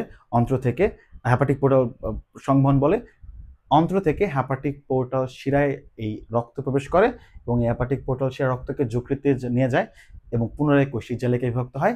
যকৃতে এই কৈশিক জালিকাগুলো একত্রিত হয়ে আবার পুনরায় একটা যকৃৎ শিরা তৈরি করে, এই যকৃৎ শিরার মাধ্যমে রক্ত হৃৎপিণ্ডের ডান এক্সট্রিমে প্রবেশ করে। শেষ। রেনাল পোর্টাল সংবহন বলার দরকার নাই, জাস্ট বৃক্কে কি, বৃক্কতে যদি দেহ থেকে রক্ত হৃৎপিণ্ডে যাওয়ার সময় বৃক্কে যায়, বৃক্ক থেকে তারপর হৃৎপিণ্ডে যায়, তাকে বলা হবে কি? Renal portal সংবহন। বাট এটা জানা না জানলেও চলবে, সমস্যা নেই। আর লাস্ট হচ্ছে করোনারি সংবহন। হৃৎপিণ্ড তো নিজে চলতে হবে, হৃৎপিণ্ডে নিজে চলার জন্য হচ্ছে, এখানে একটা গুরুত্বপূর্ণ বিষয় হচ্ছে, হৃৎপিণ্ডে নিজে চলার জন্য দরকার কি? অক্সিজেনযুক্ত রক্তের প্রয়োজন আছে, যেহেতু হৃৎপিণ্ড হৃৎপেশি দ্বারা তৈরি হয়। তাই হৃৎপেশিগুলো অ্যাক্টিভ রাখার জন্য কি করে, এখানে ঘটনাটা কি ঘটে যে হৃৎপিণ্ডের কিছু নিজস্ব ধমনী আছে, যারা যখন রক্তটা ওই অ্যাওয়ার্টা দিয়ে বের হয়ে যায়, তখন ওই অ্যাওয়ার্টা থেকে হৃৎপিণ্ডের নিজস্ব ধমনী কিছু অক্সিজেনযুক্ত রক্ত হৃৎপিণ্ডের পেশির জন্য রেখে দেয়। এই ধমনীগুলোর নাম হচ্ছে করোনারি ধমনী। এবং হৃৎপেশিগুলো বিপাক করার পর যে কার্বন ডাইঅক্সাইড উৎপন্ন হয়, সে কার্বন ডাইঅক্সাইডযুক্ত রক্তগুলো হচ্ছে আবার আরেক শিরার মাধ্যমে এই ডান অলিন্দে পাঠায় দেয় বিশুদ্ধ করার জন্য। ঠিক আছে, এই যে ধমনীর মাধ্যমে হৃৎপিণ্ড রক্ত ব্যবহার করছে বা যে শিরার মাধ্যমে আবার কার্বন ডাইঅক্সাইডযুক্ত রক্ত ব্যাক দিচ্ছে, এই যে করোনারি ধমনী এবং করোনারি সাইনাস শিরার মাধ্যমে যেই সংবহন প্রক্রিয়া সম্পন্ন হয় তাকে করোনারি সংবহন বলে। আমি আগে বলছি, সাধারণত হৃৎপেশিগুলো সচল থাকার জন্য, কাজ করার জন্য অক্সিজেনযুক্ত রক্তের প্রয়োজন হয়। অ্যাওয়ার্টা থেকে যে ধমনী হৃৎপেশিগুলোর জন্য অক্সিজেন সরবরাহ করে বা সংগ্রহ করে তাকে করোনারি ধমনী বলে। এবং বিপাকের পর যে কার্বন ডাইঅক্সাইডযুক্ত রক্ত উৎপন্ন হয় তা আবার যে শিরার মাধ্যমে ডান অলিন্দে প্রেরণ করে তাকে বলা হয় করোনারি শিরা। করোনারি ধমনী এবং করোনারি শিরার মাধ্যমে যে রক্ত সংবহন ঘটে তাকেই করোনারি রক্ত সংবহন বলে। তাহলে সিস্টেমিক কি, হৃৎপিণ্ড থেকে দেহ, হৃৎপিণ্ড থেকে হচ্ছে আসবে কোথায়, এটার নাম হচ্ছে অ্যাওয়ার্টা। অ্যাওয়ার্টা থেকে আসবে হচ্ছে ধমনীতে, ধমনীতে কৈশিক জালিকার মাধ্যমে অঙ্গ প্রত্যঙ্গে, অঙ্গ প্রত্যঙ্গ থেকে উপশিরা হয়ে শিরা, শিরা থেকে ঊর্ধ্ব নিম্ন মহাশিরার মাধ্যমে ঢুকবে ডান অলিন্দে, ডান অলিন্দ থেকে ডান নিউলে। সিস্টেমিক শেষ। পালমোনারি কোথায় আসবে, হৃৎপিণ্ড এবং ফুসফুসের মধ্যে পালমোনারি ধমনী পালমোনারি শিরার মাধ্যমে সংবহন ঘটে। উৎপত্তি কোথা থেকে ঘটে, এটা ঘটে হচ্ছে পালমোনারি ধমনী। পালমোনারি ধমনীর উৎপত্তি কোন থেকে ঘটে, সেটা হচ্ছে ডান নিলয় থেকে। তো ডান নিলয় থেকে যখন নিলয় সংকোচন হয় তখন ডান নিলয় থেকে কার্বন ডাইঅক্সাইডযুক্ত রক্ত পালমোনারি ধমনীর মাধ্যমে কোথায় প্রেরণ হয়, ফুসফুসে প্রেরণ হয়। ফুসফুসে অক্সিজেনযুক্ত রক্ত কি হয়, কার্বন ডাইঅক্সাইডকে প্রতিস্থাপন করে। অক্সিজেনযুক্ত রক্ত ফুসফুস থেকে পালমোনারি শিরার মাধ্যমে বাম অলিন্দে আসে এবং বাম অলিন্দ থেকে বাইকাসপিড কপাটিকা হয়ে অক্সিজেনযুক্ত রক্ত বাম নিলয়ে প্রবেশ করে এবং পালমোনারি সংবহন সমাপ্তি ঘটে। তারপর হচ্ছে কি 3 নম্বর পোর্টাল সংবহন। পোর্টাল সংবহন কি, কোষিজালিকা থেকে যে শিরা উৎপন্ন হয়ে হৃৎপিণ্ডে যাওয়ার পথে অন্য কোনো অঙ্গে প্রবেশ করে পুনরায় কোষিজালিকায় বিভক্ত হয়, তাকে পোর্টাল সংবহন বলে। ঠিক আছে, পোর্টাল সংবহন দুইটা, একটা হচ্ছে হেপাটিক পোর্টাল, রেনাল পোর্টাল। রেনালটা মানুষের নেই। তাহলে হেপাটিক পোর্টালটা যদি ব্যাখ্যা দিতে চাই, তাহলে হেপাটিক পোর্টালটা কি হবে, সেটা হচ্ছে অন্ত্র থেকে, বিশেষ করে পরিপাকতন্ত্র থেকে হচ্ছে যে কোষিজালিকাগুলো আছে এখান থেকে উৎপন্ন শিরা হৃৎপিণ্ডে রক্তে নিয়ে যাওয়ার পথে যদি যকৃতে প্রবেশ করে পুনরায় কৈশিক জালিকায় বিভক্ত হয়, তখন সেই ধরনের সংবহন প্রক্রিয়াকে হেপাটিক পোর্টাল সংবহন বলে। এবং হেপাটিক পোর্টাল সংবহন যে শিরার মাধ্যমে ঘটে তাকে হেপাটিক পোর্টাল শিরা বলে। খাবার টাবার এগুলো পরিপাকতন্ত্র থেকে যকৃতে নেওয়ার জন্য সাধারণত এই সংবহন প্রক্রিয়াটা সম্পন্ন হয়। আর লাস্টে হচ্ছে করোনারি সংবহন। এই করোনারি সংবহন কি, হৃৎপিণ্ড নিজে পরিচালনার জন্য অ্যাওয়ার্টা থেকে যে রক্ত যে ধমনীর মাধ্যমে নেয় তাকে বলা হয় করোনারি ধমনী। এবং পেশি কাজ করার পর যে কার্বন ডাইঅক্সাইডযুক্ত রক্ত উৎপন্ন করে বা কার্বন ডাইঅক্সাইড উৎপন্ন করে, সেটা আবার যেই শিরার মাধ্যমে ডান এট্রিয়ামে ফেরত দেয় তাকে বলা হয় করোনারি শিরা। এবং এই করোনারি ধমনী করোনারি শিরার মাধ্যমে যে রক্ত সংবহন ক্রিয়া সম্পন্ন হয় তাকে বলা হয় সাধারণত করোনারি সংবহন। আশা করি বিষয়টা বুঝতে পেরেছ। তাহলে এইগুলো হচ্ছে মানবদেহে রক্ত সংবহন প্রক্রিয়া। ডান। এখন এই মানবদেহে রক্ত সংবহন প্রক্রিয়া শেষ হওয়ার পর আমাদের আরেকটা প্রশ্ন আছে, এটা লেস ইম্পর্টেন্টের মধ্যে পড়ে বা অনেক সময় কলেজের কোয়েশ্চেনের মধ্যে এটা দেয়, ফাইনালি একটু কম দেয়, তবু একবার দেখে যেও, পরীক্ষা এটা আসার একটা পসিবিলিটি থাকতেও পারে। তো নেক্সট যে কোয়েশ্চেনটা আছে সেই কোয়েশ্চেনটা দেখবো হচ্ছে আমরা ব্যারো রিসেপ্টর নিয়ে। এটা হচ্ছে রক্তচাপ নিয়ন্ত্রণ প্রক্রিয়া। আমরা জানি মানবদেহে রক্তচাপের নিয়ে একটা বিষয় আছে, অর্থাৎ আমাদের দেহের সিস্টল ডায়াস্টল আছে। রক্তচাপ কি, এটা প্রথম কথা আগে বলে নিই। যখন ধরলাম এটা একটা ধমনী, এটা একটা ধমনী, যখন রক্তটা হচ্ছে এটার ভিতর দিয়ে ট্রান্সমিট হয়, তখন এই ধমনীর যে প্রাচীরের মধ্যে বা রক্তবাহিকার যে প্রাচীর আছে, রক্তটা যাওয়ার সময় প্রাচীরের মধ্যে ভিতরে যে চাপ সৃষ্টি করে, এই চাপটার নামই হচ্ছে রক্তচাপ। সহজ কথায়, রক্তবাহিকার মধ্যে দিয়ে রক্ত প্রবাহের সময় যে পার্শ্বচাপ সৃষ্টি করে তাকেই রক্তচাপ বলা হয়। মানুষের রক্তচাপ দুই সময় হয়, একটা হচ্ছে হৃৎপিণ্ড সংকোচন হলে এক ধরনের সংকোচন হয়, এক ধরনের চাপ হয়, প্রসারিত হলে এক ধরনের রক্তচাপ সৃষ্টি হয়, অর্থাৎ সিস্টোলিক চাপ এবং ডায়াস্টোলিক চাপ। আমরা জানি সিস্টোল হচ্ছে সংকোচন, তাহলে সিস্টোল বা সিস্টোলিক চাপ হচ্ছে মানুষের কত? সিস্টোলিক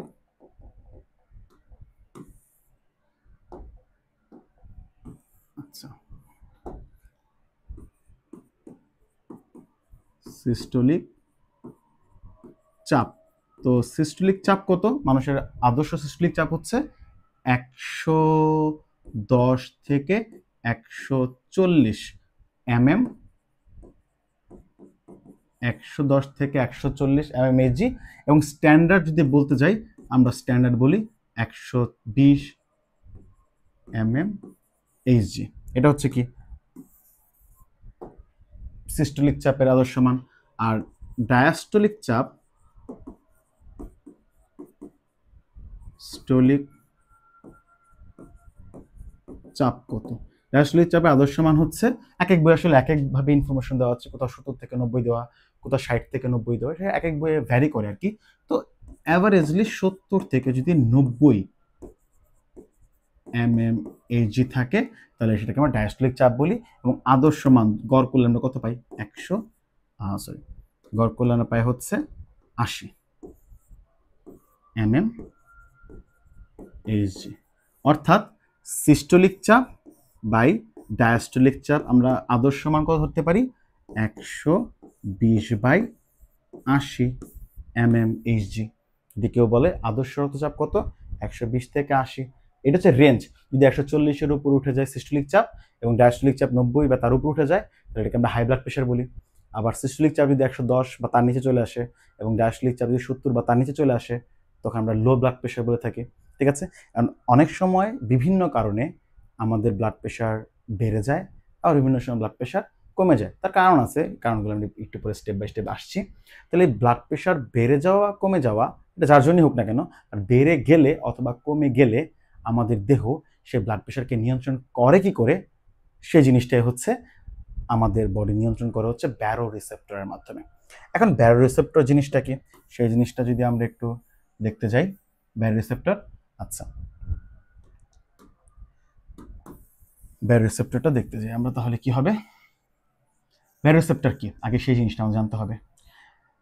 আমি যদি সংজ্ঞায়িত করতে চাই ব্যারো রিসেপ্টর কি, তাহলে যদি বলতে চাই ব্যারো রিসেপ্টর হচ্ছে এক ধরনের সংবেদী স্নায়ু প্রান্ত, এক ধরনের সংবেদী স্নায়ু প্রান্ত যা রক্তবাহিকার সাথে যুক্ত থেকে রক্তচাপ পরিবর্তনে সাড়া দেয় এবং রক্তচাপ নিয়ন্ত্রণে সাহায্য করে। কথা বুঝতে পারছো?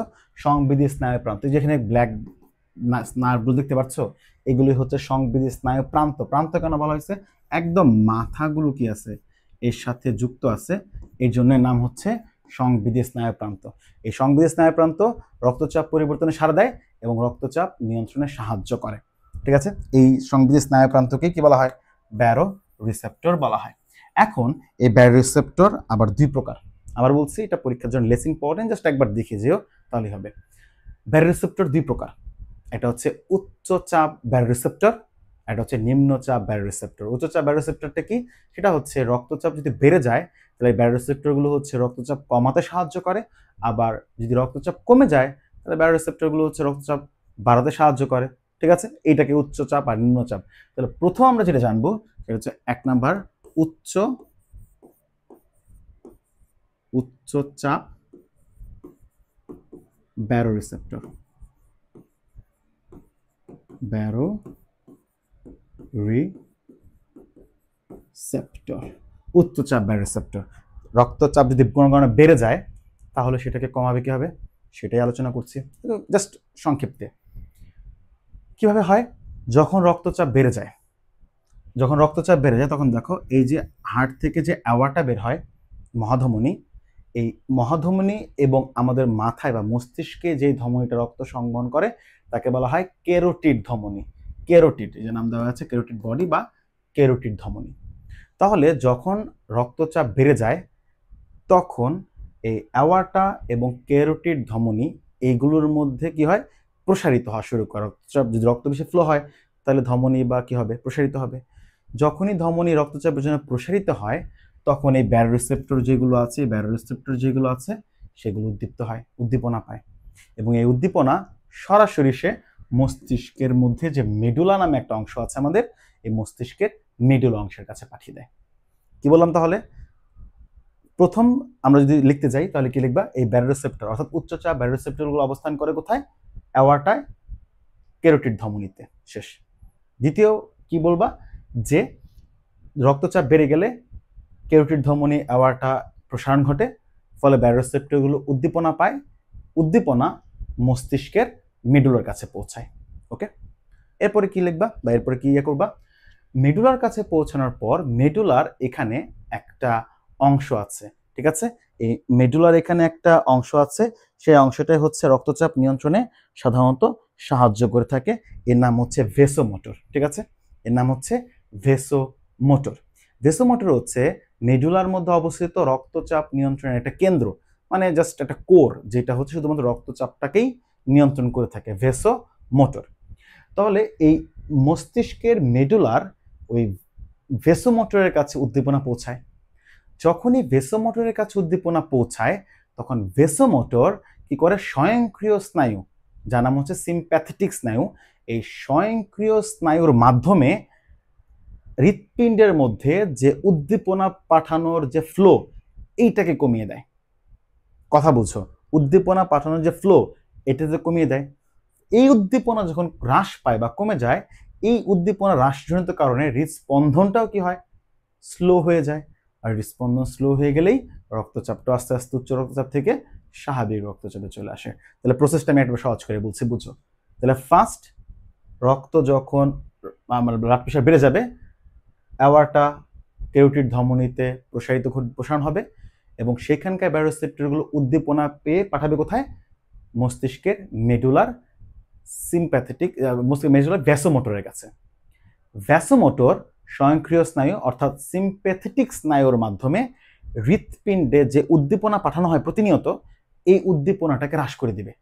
এই উদ্দীপনার ল্যাকিংস পেয়ে হৃৎপিণ্ড হৃদস্পন্দন কমিয়ে দিবে, এবং হৃদস্পন্দন যখন কমে যাবে তখন ব্লাড প্রেশারটাও কমে যাবে, মানে স্বাভাবিক পর্যায়ে চলে আসবে।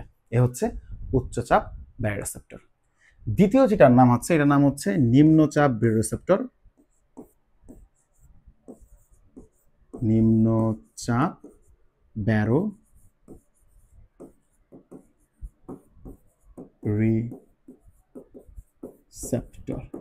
নিম্নচাপ ব্যারোরিসেপ্টর, বা এর আরেকটা নাম আছে আয়তন ব্যারোরিসেপ্টর। মানে রক্তে ব্লাড প্রেশার যদি কমে যায় তাহলে সেটাকে বাড়ানোই হচ্ছে নিম্নচাপ ব্যারোরিসেপ্টরের কাজ। আয়তন ব্যারোরিসেপ্টর কেন বলা হয়?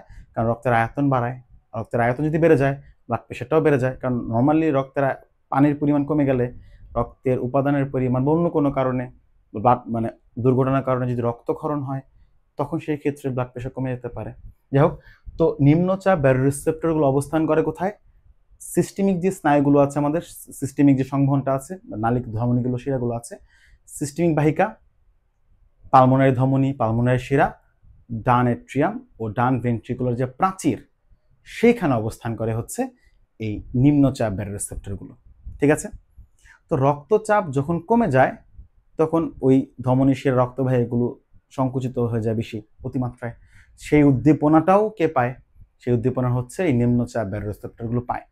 তো নিম্নচাপ ব্যারোরিসেপ্টর যখনই উদ্দীপনা পায় তখন সেইটা উদ্দীপনাটা পাঠায় হচ্ছে মস্তিষ্কে একটা গ্ল্যান্ড আছে আমাদের, পিটুইটারি গ্রন্থি বা পিটুইটারি গ্ল্যান্ড। এই পিটুইটারি গ্রন্থির কাছে এই নিম্নচাপ ব্যারোরিসেপ্টরগুলো হচ্ছে উদ্দীপনাটা প্রেরণ করে। পিটুইটারি কি করে? এই উদ্দীপনাটা পাওয়ার সাথে সাথে একটা হরমোন রিলিজ করে যার নাম হচ্ছে এডিএইচ। হরমোনটার নাম হচ্ছে এডিএইচ, এর পুরো নাম হচ্ছে অ্যান্টি ডাইউরেটিক হরমোন। একটা নাম আছে ভেসোপ্রোসিন। যাই হোক, এই এডিএইচ নামক হরমোনটা ক্ষরণ করে। যখনই এডিএইচ যে হরমোনটা আছে এটা যখন ক্ষরণ হয় তখন কি করে? এডিএইচ দুটো কাজ করে। প্রথমত এডিএইচ বৃক্কের মধ্যে কাজ করে, মানে বৃক্কের পানি শোষণ ক্ষমতা বাড়িয়ে দেয়, অর্থাৎ ইউরিনে পানির পরিমাণটা কমিয়ে দিবে, এই পানিটা শোষণ করে রক্তে দিয়ে দিবে, ফলে রক্তে পানির পরিমাণটা বা আয়তনটা বেড়ে যাবে এবং রক্তচাপটা স্বাভাবিক পর্যায়ে চলে আসবে। এছাড়াও এই এডিএইচ যে হরমোনটা আছে এই এডিএইচ হরমোনটা হচ্ছে রক্ত যে ধমনী বা শিরাগুলো আছে এগুলো সংকোচন ঘটাবে। আর ধমনী শিরা সংকোচন ঘটালে ভিতরে ব্লাডের ফ্লোটাও কি হবে, বেড়ে যাবে। কোনো একটা পাইপকে যদি চিকন করো তাহলে কিন্তু দেখবা তার ভিতরকার ফ্লো কি হবে, অনেক বেশি মাত্রায় বেড়ে যায়। বাগানে পানি দেওয়ার সময় আমরা যেরকম পাইপকে চাপ দিয়ে ধরে পানি দেই না, কারণ কি সংকুচিত স্থান দিয়ে পানি প্রবাহিত হলে কি হবে, অনেক জোরে বা মানে উচ্চ গতিতে কি হয়, প্রবাহিত হয়। তাহলে এডিএইচ দুই কাজ করে। ফার্স্ট, বৃক্ক থেকে পানি শোষণ করে পুনঃশোষণ করে রক্তে পাঠিয়ে দেয়, রক্তের আয়তনটা বৃদ্ধি করে। এবং আরেকটা কাজ করে হচ্ছে এডিএইচ কি করে, যে ধমনীর বা শিরা আমরা যাই বলি রক্তবাহিকা সংকোচন ঘটিয়ে রক্ত প্রবাহটাকে বাড়ায় দেয়, এতেই করে ব্লাড প্রেশারটা বেড়ে যায়। ঠিক আছে, এই হলো হচ্ছে দুইটা পার্ট। তাহলে আবার বলছি, উচ্চচাপ যে ব্যারোরিসেপ্টরটা আছে এটা কি করে, এই উদ্দীপনা যখন প্রসারিত হয় ধমনী বা শিরা তখন এই ব্যারোরিসেপ্টর উদ্দীপনা পাঠায় মস্তিষ্কের যে আমাদের আছে ভেগাস, এই ভেগাসের পাঠায়। এই ভেগাসের মধ্যে একটা বিশেষ যে অংশ আছে, ঠিক আছে, ভেগাস মানে ভেগাসের যে মেডুলা যে অংশটা, মেডুলা যে অংশটা আছে এই মেডুলা অংশের কাছে পাঠায়, এবং মেডুলা অংশের মধ্যে যে ভ্যাসোমোটর আছে সেখানে পাঠায়। ভ্যাসোমোটর স্বয়ংক্রিয় স্নায়ুর মাধ্যমে অর্থাৎ সিম্প্যাথেটিক স্নায়ুর মাধ্যমে হৃৎপিণ্ডে যে উদ্দীপনা পাঠাচ্ছিল, প্রতিনিয়ত পাঠায় মস্তিষ্ক থেকে উদ্দীপনা, এই উদ্দীপনাটা কমাই দিবে।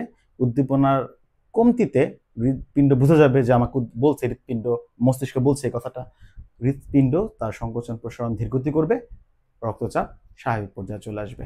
রক্তচাপ যদি কমে যায় তখন কি হবে, ব্যারোরিসেপ্টরগুলো উদ্দীপনা পাঠাবে হচ্ছে পিউটারি গ্রন্থির কাছে, পিউটারি গ্রন্থি এডিএইচ ক্ষরণ করবে, এডিএইচ বৃক্ককে সংকেত দিয়ে এর মাধ্যমে পানি পুনঃশোষণ করে পাঠিয়ে দিবে রক্তে, পানির আয়তন, রক্তের আয়তনটা বেড়ে যাবে, ব্লাড প্রেশার বাড়া শুরু করবে। এছাড়াও এডিএইচ রক্তবাহিকা সংকোচন ঘটিয়েও রক্ত প্রবাহ বৃদ্ধি করতে পারে, অর্থাৎ রক্তচাপটা বৃদ্ধি করতে পারে। মাঝে মাঝে হচ্ছে এই কাজটা নেফ্রন থেকে নিঃসৃত রেনিন যে এনজাইম আছে সেও এই বিভিন্ন বিক্রিয়ার মাধ্যমে হচ্ছে রক্তচাপটা বাড়াতে পারে, সেটা লিখতে চাই লিখতে পারো আর কি। তো এই হচ্ছে ব্যারোরিসেপ্টরের মোটামুটি ঘটনা। ঠিক আছে, এরপরে আমরা যে বিষয়টা নিয়ে আলোচনা করব সেটা হচ্ছে কার্ডিওভাস্কুলার ডিজিজ। খুবই কম আসে পরীক্ষা এগুলো, 1 স্টার ক্যাটাগরি। জাস্ট ছোট্ট একটু সামান্য একটু আলোচনা করবো, জাস্ট দেখে যাও একবার। আমাদের বইয়ে মেজর 3টা কার্ডিওভাস্কুলার ডিজিজ মানে হৃদযন্ত্রজনিত জটিলতা এই সম্পর্কে বলা আছে, যার মধ্যে একটা হচ্ছে অ্যানজাইনা, একটা হচ্ছে হার্ট অ্যাটাক, আরেকটা হচ্ছে হার্ট ফেইলর। আমি 3টা জাস্ট সহজ করে একটু বলছি। যেখানে অ্যানজাইনা এবং হার্ট অ্যাটাক এই দুটোই যদি আসে পরীক্ষায় টুকটাক আসে, এবং এই দুইটা একই কারণ, একই লক্ষণ, প্রায় কাছাকাছি প্রতিকার, প্রায় সেম জিনিস। তুমি একটা পড়লে একটা অটোমেটিক পারবা। আমি অ্যানজাইনাটাই বলছি, অ্যানজাইনা যদি পড়ো হার্ট অ্যাটাকের 95% হয়ে যাবে, সেম। তুমি পড়ে দেখো সেম সেম লাগবে। তো অ্যানজাইনা কি? অ্যানজাইনা হচ্ছে, তুমি অ্যানজাইনা জিনিসটা কি?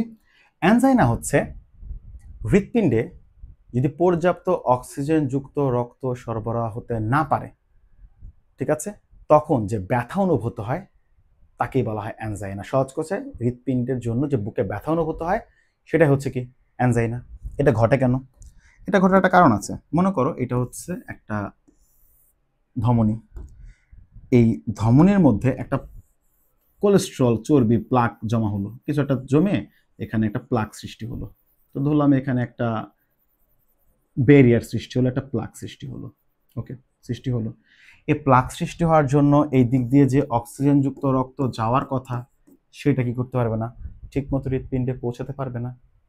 আমরা জানি আমাদের দেহের প্রত্যেকটা কোষ কি করে, সবাত শোষণের মাধ্যমে শক্তি তৈরি করে, আর হৃদস্পন্দন চালানোর জন্য তো প্রচুর পরিমাণ শক্তির প্রয়োজন আছে, হৃৎপেশিগুলো সেই শক্তি তৈরি করে।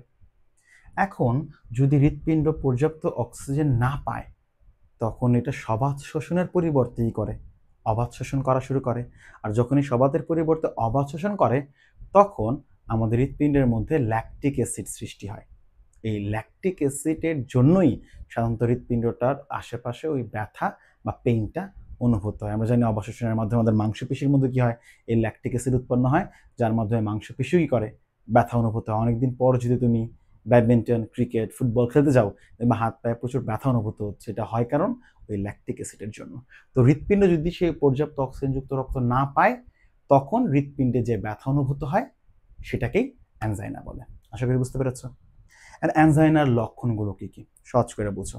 প্রথমেই স্টার্নাম, মানে আমাদের চেস্টের মাঝখানে যে পেশিটা আছে, আমাদের হাড্ডিটা আছে, হাড় এখানে পাঁজরের ঠিক মাঝখানে, সেটা আমাদের স্টার্নাম পেশি, অস্থি। স্টার্নাম সহ সমগ্র বুকের মধ্যে ব্যথা অনুভূত হবে, এটা যে ফার্স্ট লক্ষণ। দ্বিতীয় কথা হচ্ছে আমাদের কাঁধ, চোয়াল, ঘাড়, এই যে জায়গাগুলো আছে এগুলোর কীভাবে ব্যথা হবে। তৃতীয় যে কথাটা ঘটবে সেটা হচ্ছে আমাদের হজমে গণ্ডগোল হবে, যেহেতু রক্ত সার্কুলেট হতে পারছে না, হজমের জন্য পরিপাকতন্ত্র থেকে রক্তটা হচ্ছে যকৃতে আসতে পারছে না, এই জন্য হজমের মধ্যে কি হবে, গণ্ডগোল হতে পারে, অনেক সময় বমি বমি হতে পারে, মাথা ঘুরতে পারে। চতুর্থ যে লক্ষণটা আছে ইম্পর্টেন্ট, সেটা হচ্ছে বুঝো আমাদের ঘন ঘন মানে দম ফুরিয়ে যায়, ঘন ঘন শ্বাস প্রশ্বাস নিতে হয়, খুব জোরে হাঁপানির মতো আর তুমি দেখবা যখন যে আমরা খেলাধুলা করতে যাই যখন, বা সিঁড়ি বেয়ে উপরে উঠি, তখন আমাদের ব্রিদিং খুব ফাস্ট হয়ে যায়, কারণ অক্সিজেনের ঘাটতি পড়ে হৃৎপিণ্ডে বা বডিতে, এই জন্য আমাদের ব্রিথটা কী হয়ে যায়, ফাস্ট হয়ে যায়। সেম যখনই হৃৎপিণ্ডে অক্সিজেনের ঘাটতি পড়ে তখন ব্রিদিংটা কী হয়, অনেক ফাস্ট হয়ে যায় এবং দম খুব সহজেই ফুরিয়ে যায়, নিলাম মনে হলো শেষ, মানে এই জন্য খুব ফাস্ট মানে আমাদের নিঃশ্বাস প্রশ্বাস গ্রহণ করতে ছাড়তে হয় আর কি, এটা একটা পার্ট। ঠিক আছে, তারপর হচ্ছে অনেক সময় ব্যথা কোন জায়গা থেকে আসছে সেটা পর্যন্ত বোঝা যায় না, কারণ গ্যাস্ট্রিকের প্রবলেম, হৃৎপিণ্ডে ব্যথা হচ্ছে, এটা আসলে বোঝা অনেক সময় মুশকিল হয়, কারণ অনেকে গ্যাস্ট্রিকের প্রবলেমকেও হৃৎপিণ্ডের প্রবলেম মনে করে ফেলে। তো এই একটা ঘটনা ঘটতে পারে আর কি। ঠিক আছে, এই হচ্ছে লক্ষণ। তারপরে হচ্ছে অস্বস্তি ফিল হয়, জ্বালা পোড়া করে, দম বন্ধ ফিল হয়, এবং কি বলবো এটাকে, মানে কোনো কিছুতে শান্তি লাগে না আর কি, বিশেষ করে ঘুম হয় না। তুমি যদি ঘুমাতে যাও, শুতে যাও, তখন হচ্ছে এই ব্যথার জন্য ঘুমটা হবে না, এবং সাধারণত রেস্ট নিলে হচ্ছে 5 মিনিট থেকে 30 মিনিটের মধ্যে এটা ভালো হয়েও যায় যদি রেস্ট নেওয়া যায়। অতিরিক্ত পরিশ্রম করলে সাধারণত অ্যানজাইনা বুকে ব্যথাটা হয়। এগুলো হচ্ছে লক্ষণ। অ্যানজাইনার প্রতিকারগুলো কি? প্রতিকার হচ্ছে যদি অ্যানজাইনা কোনো ব্যক্তির লক্ষণ প্রকাশ পায়, প্রথমে ইসিজি করা। ইসিজির ফুল মিনিং হয়তো জানো, ইকোকার্ডিওগ্রাম। এই যে এরকম যে এক ধরনের যে লাইনের মতো আসেন ইকোকার্ডিওগ্রাম, ইসিজি, ওই ইসিজি দেখা হয়, এটা দেখে আসলে হৃৎপিণ্ডের যে হেলথ ওটা বোঝা যায়, যে প্রাথমিক একটা ধারণা। এরপরে আরও অন্যান্য যে বিষয়গুলো আছে বা টেস্ট আছে সেগুলো করা হয়, এটা প্রাথমিক টেস্ট করা, ইসিজি দিয়ে দেখা হয় যে আসলে কতটুকু প্রবলেম বা কি পর্যায়ে প্রবলেমটা আছে। এরপরে হচ্ছে ডাক্তার পরামর্শ অনুযায়ী ওষুধ সেবন করতে বলে। তারপরে হচ্ছে একটা গুরুত্বপূর্ণ কথা, মদ্যপান, ধূমপান এগুলো থেকে বিরত থাকতে হবে, কারণ মদ্যপান, ধূমপানের জন্য কোলেস্ট্রলের মাত্রা বডিতে হাই হয়, যার জন্য এই অ্যানজাইনা হওয়ার একটা ব্যাপক সম্ভাবনা থাকে। এরপরে হচ্ছে হাঁটা চলা, ব্যায়াম, বডি যাতে কোলেস্ট্রল না জমতে পারে, বিএমআই যাতে অতিরিক্ত না হতে পারে, এই জিনিসগুলো হচ্ছে এই অ্যানজাইনা প্রতিরোধের জন্য ধ্যানে রাখতে হবে। আশা করি বিষয়টা বুঝতে পেরেছ। হার্ট অ্যাটাক যেটা আছে সেটাও সেম, বললাম না প্রায় সেম, সংজ্ঞাটা জাস্ট আলাদা। ওই সংজ্ঞাটা ছিল কি, অক্সিজেনযুক্ত রক্ত সরবরাহ না হলে যে ব্যথা হয় তাকে বলা হয় অ্যানজাইনা। আর যদি পর্যাপ্ত অক্সিজেন এবং পুষ্টি সমৃদ্ধ রক্ত যদি দীর্ঘক্ষণ সময় হৃৎপিণ্ডের সরবরাহ না হয়, তো হৃৎপিণ্ডের যে পেশিগুলো আছে সেগুলো মারা যাওয়া শুরু করে, কোষগুলো মারা যাওয়া শুরু করে। এই কোষগুলো ধ্বংস হয়ে যাওয়া বা মারা হয়ে যাওয়ার এই অবস্থাকেই সাধারণত হার্ট অ্যাটাক বলা হয় বা মায়োকার্ডিয়াল ইনফার্কশন বলা হয়। আসলে ভিতরের যে স্তরটা আছে হৃৎপিণ্ডের, যে ভিতরের স্তর মায়োকার্ডিয়াম, আমরা জানি 3টা স্তর আছে, এপিকার্ডিয়াম, মায়োকার্ডিয়াম, এন্ডোকার্ডিয়াম। এই মায়োকার্ডিয়াম স্তরের যে সেলগুলো আছে সেগুলো মারা যাওয়া শুরু করে বা সেই সেলগুলো ধ্বংস হওয়া শুরু করে, ওটাকেই মায়োকার্ডিয়াল ইনফার্কশন বলা হয়। এর লক্ষণও তাই, যেটা বললাম যে অনিদ্রা হতে পারে, ঘাড়ে কাঁধে ব্যথা হতে পারে, বমি ভাব হতে পারে, দম ফুরিয়ে যেতে পারে, অস্বস্তি ফিল হতে পারে, বুকে জ্বালাপোড়া করতে পারে, ঠিক আছে, অনেক সময় অজ্ঞান বা সেন্সলেস হয়ে যেতে পারে, রাতে ঘুম আসে না, এগুলি হচ্ছে লক্ষণ। আর প্রতিকারও সেম, মদ্যপান ধূমপান করা যাবে না, ইসিজি বা ইকোকার্ডিওগ্রাম করতে হবে। তারপর হচ্ছে এটাকে কি বলে, যে চর্বি জাতীয় খাদ্য খাওয়া যাবে না, কোলেস্ট্রল নিয়ন্ত্রণে রাখতে হবে, তারপর ডায়াবেটিস, ব্লাড প্রেশারকে নিয়ন্ত্রণে রাখতে হবে, তারপরে হচ্ছে তোমার সুষম খাবার খেতে হবে, মানে হাঁটা চলা, কায়িক যে টুকটাক ব্যায়াম সেগুলো করতে হবে। এইগুলোর মাধ্যমে আমরা প্রতিকার পেতে পারি এই হার্ট অ্যাটাক বা যাই বই না কেন। এবং লাস্ট আমাদের আজকের অধ্যায়ের যে লাস্ট টপিক যেটা আছে সিকিউরের জন্য, যেটা ইম্পর্টেন্ট পরীক্ষার মধ্যে মোটামুটি আসে, সেটা হচ্ছে আমরা বলতে পারি সেটা হচ্ছে এনজিওপ্লাস্টি। এনজিওপ্লাস্টি জিনিসটাকে আগে কি করা হতো যে আমাদের ধমনীতে হৃৎপিণ্ডের যে আহ, যেটা আছে করোনারি ধমনী, করোনারি শিরা বা অন্য কোনো ধমনী শিরার মধ্যে যে কোলেস্ট্রল জমতো, তাহলে অপারেশন করে সেটাকে রিমুভ করা হতো, মানে বড় অপারেশন করে। তো বর্তমানে বড় কোনো অপারেশন না করে একটা পদ্ধতিতে ওই ধমনীর ভিতরে যে প্লাগ বা কোলেস্ট্রল জমছে বা ময়লা জমছে সেটাকে অপসারণ করার এই প্রক্রিয়াকে বলা হয় এনজিওপ্লাস্টি। অর্থাৎ সহজ কথায় বড় কোনো অপারেশন ছাড়া ধমনীর ভিতর যে গহ্বর বা লুমেন সেখান থেকে কোলেস্ট্রল বা ময়লা অপসারণ করার প্রক্রিয়াকেই বলা হয় কি এনজিওপ্লাস্টি। ঠিক আছে, এনজিওপ্লাস্টি সাধারণত ঘটে হচ্ছে কয়েকটা পদ্ধতি, আমাদের বইয়ে 4টা পদ্ধতি লেখা আছে: balloon angioplasty, laser angioplasty, coronary atherectomy, coronary stenting, এই 4টা পার্ট আছে। বেলুন এনজিওপ্লাস্টি কি, আমাদের ধমনী হৃৎপিণ্ডের কোথাও কোনো ধমনীর মধ্যে বা অন্য কোনো ধমনীর মধ্যে যদি প্লাগ জমে, কোলেস্ট্রল বা চর্বি জমে যায়, তখন কি করবে, একটা তার নিবে। ওই তারটা হচ্ছে বডির কোনো একটা জায়গায় ফুটো করে, যেই জায়গায় প্রবলেমটা আছে ডাক্তারের এটা পরীক্ষা নিয়ে করে বের করে। তো কি করে, ওই একটা তার, ওইটা হচ্ছে ওই ধমনীর ভিতরে প্রবেশ করে। এখানে এখানে দেখতে পাচ্ছ একটা তার ধমনীর ভিতরেই করলো, প্রবেশ করালো। এই ধমনীটা হচ্ছে কি কোলেস্ট্রল দ্বারা একদম পূর্ণ। তো এটা তার হচ্ছে ধমনীর ভিতরে প্রবেশ করানো হয়। এই তারটাকে বলা হয় ক্যাথেটার। কি বললাম? ক্যাথেটার। এই ক্যাথেটারের মাথার মধ্যে একটা বেলুনের মতো অংশ থাকে, যেটা বাইরে থেকে বাতাস দিলে ফুলে যায় বা সংকোচন হয়। খুবই ছোট, খুবই সূক্ষ্ম একটা নিডল আর কি। তো যখনই এই ক্যাথেটার, বেলুন সহ ক্যাথেটারটা হচ্ছে ধমনীর মধ্যে প্রবেশ করাবে, ধমনীর মধ্যে প্রবেশ করেই করবে, বাতাস বাইরে থেকে বাতাস পুশ করে জিনিসটাই করবে, ফুলাই দিবে। ফুলে গেল, এখন এটাকে কোলেস্ট্রলটাকে চাইলে বাইরের দিকে টেনে অপসারণ করে। এবং অনেক সময় যদি খুব মানে নার্ভ যেটা আছে, ধমনী যেটা আছে, সেটা যদি খুব নাজুক হয়, খুব ফ্লেক্সিবিলিটি বা স্থিতিস্থাপকতা খুব কমে যায়, তখন সেই জায়গায় একটা স্টিলের পাত বসিয়ে দেয় বা স্টিলের রিং বসিয়ে দেয়, যেটাকে আমরা স্টেন্ট বলি। তোমরা রিং এর নামটা অনেক শুনেছ, যেটা রিং বসানো হয়, ওই স্টেন্ট বা রিংটা এখানে দিয়ে দেয়। ফলে ধমনীটা আর কি হতে পারে না, সংকুচিত হতে পারে না।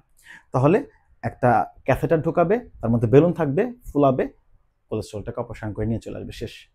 যদি কোনো কারণে এই বেলুনের পরিবর্তে ওইখানে একটা লেজার লাইট থাকে, অর্থাৎ লেজার, ওই ক্যাথেটারের মাথায় লেজার লাইট থাকবে, লেজার লাইটে ঢোকাবে, লেজারের লাইটের আলোতে কি হবে, কোলেস্ট্রলটা গলে যাবে, কোলেস্ট্রলটা এখান থেকে অপসারণ করে ফেলবে। এটা হচ্ছে 2 নাম্বার, লেজার এনজিওপ্লাস্টি। তৃতীয় হচ্ছে করোনারি অ্যাথেরেক্টমি। এখানে ক্যাথেটারের মাথায় বা তারের মাথায় বেলুন অথবা ওই লেজার না বসিয়ে একটা ঘূর্ণীয়মান ব্লেড বা ড্রিল মেশিন এমন কিছু একটা বসানো হয়।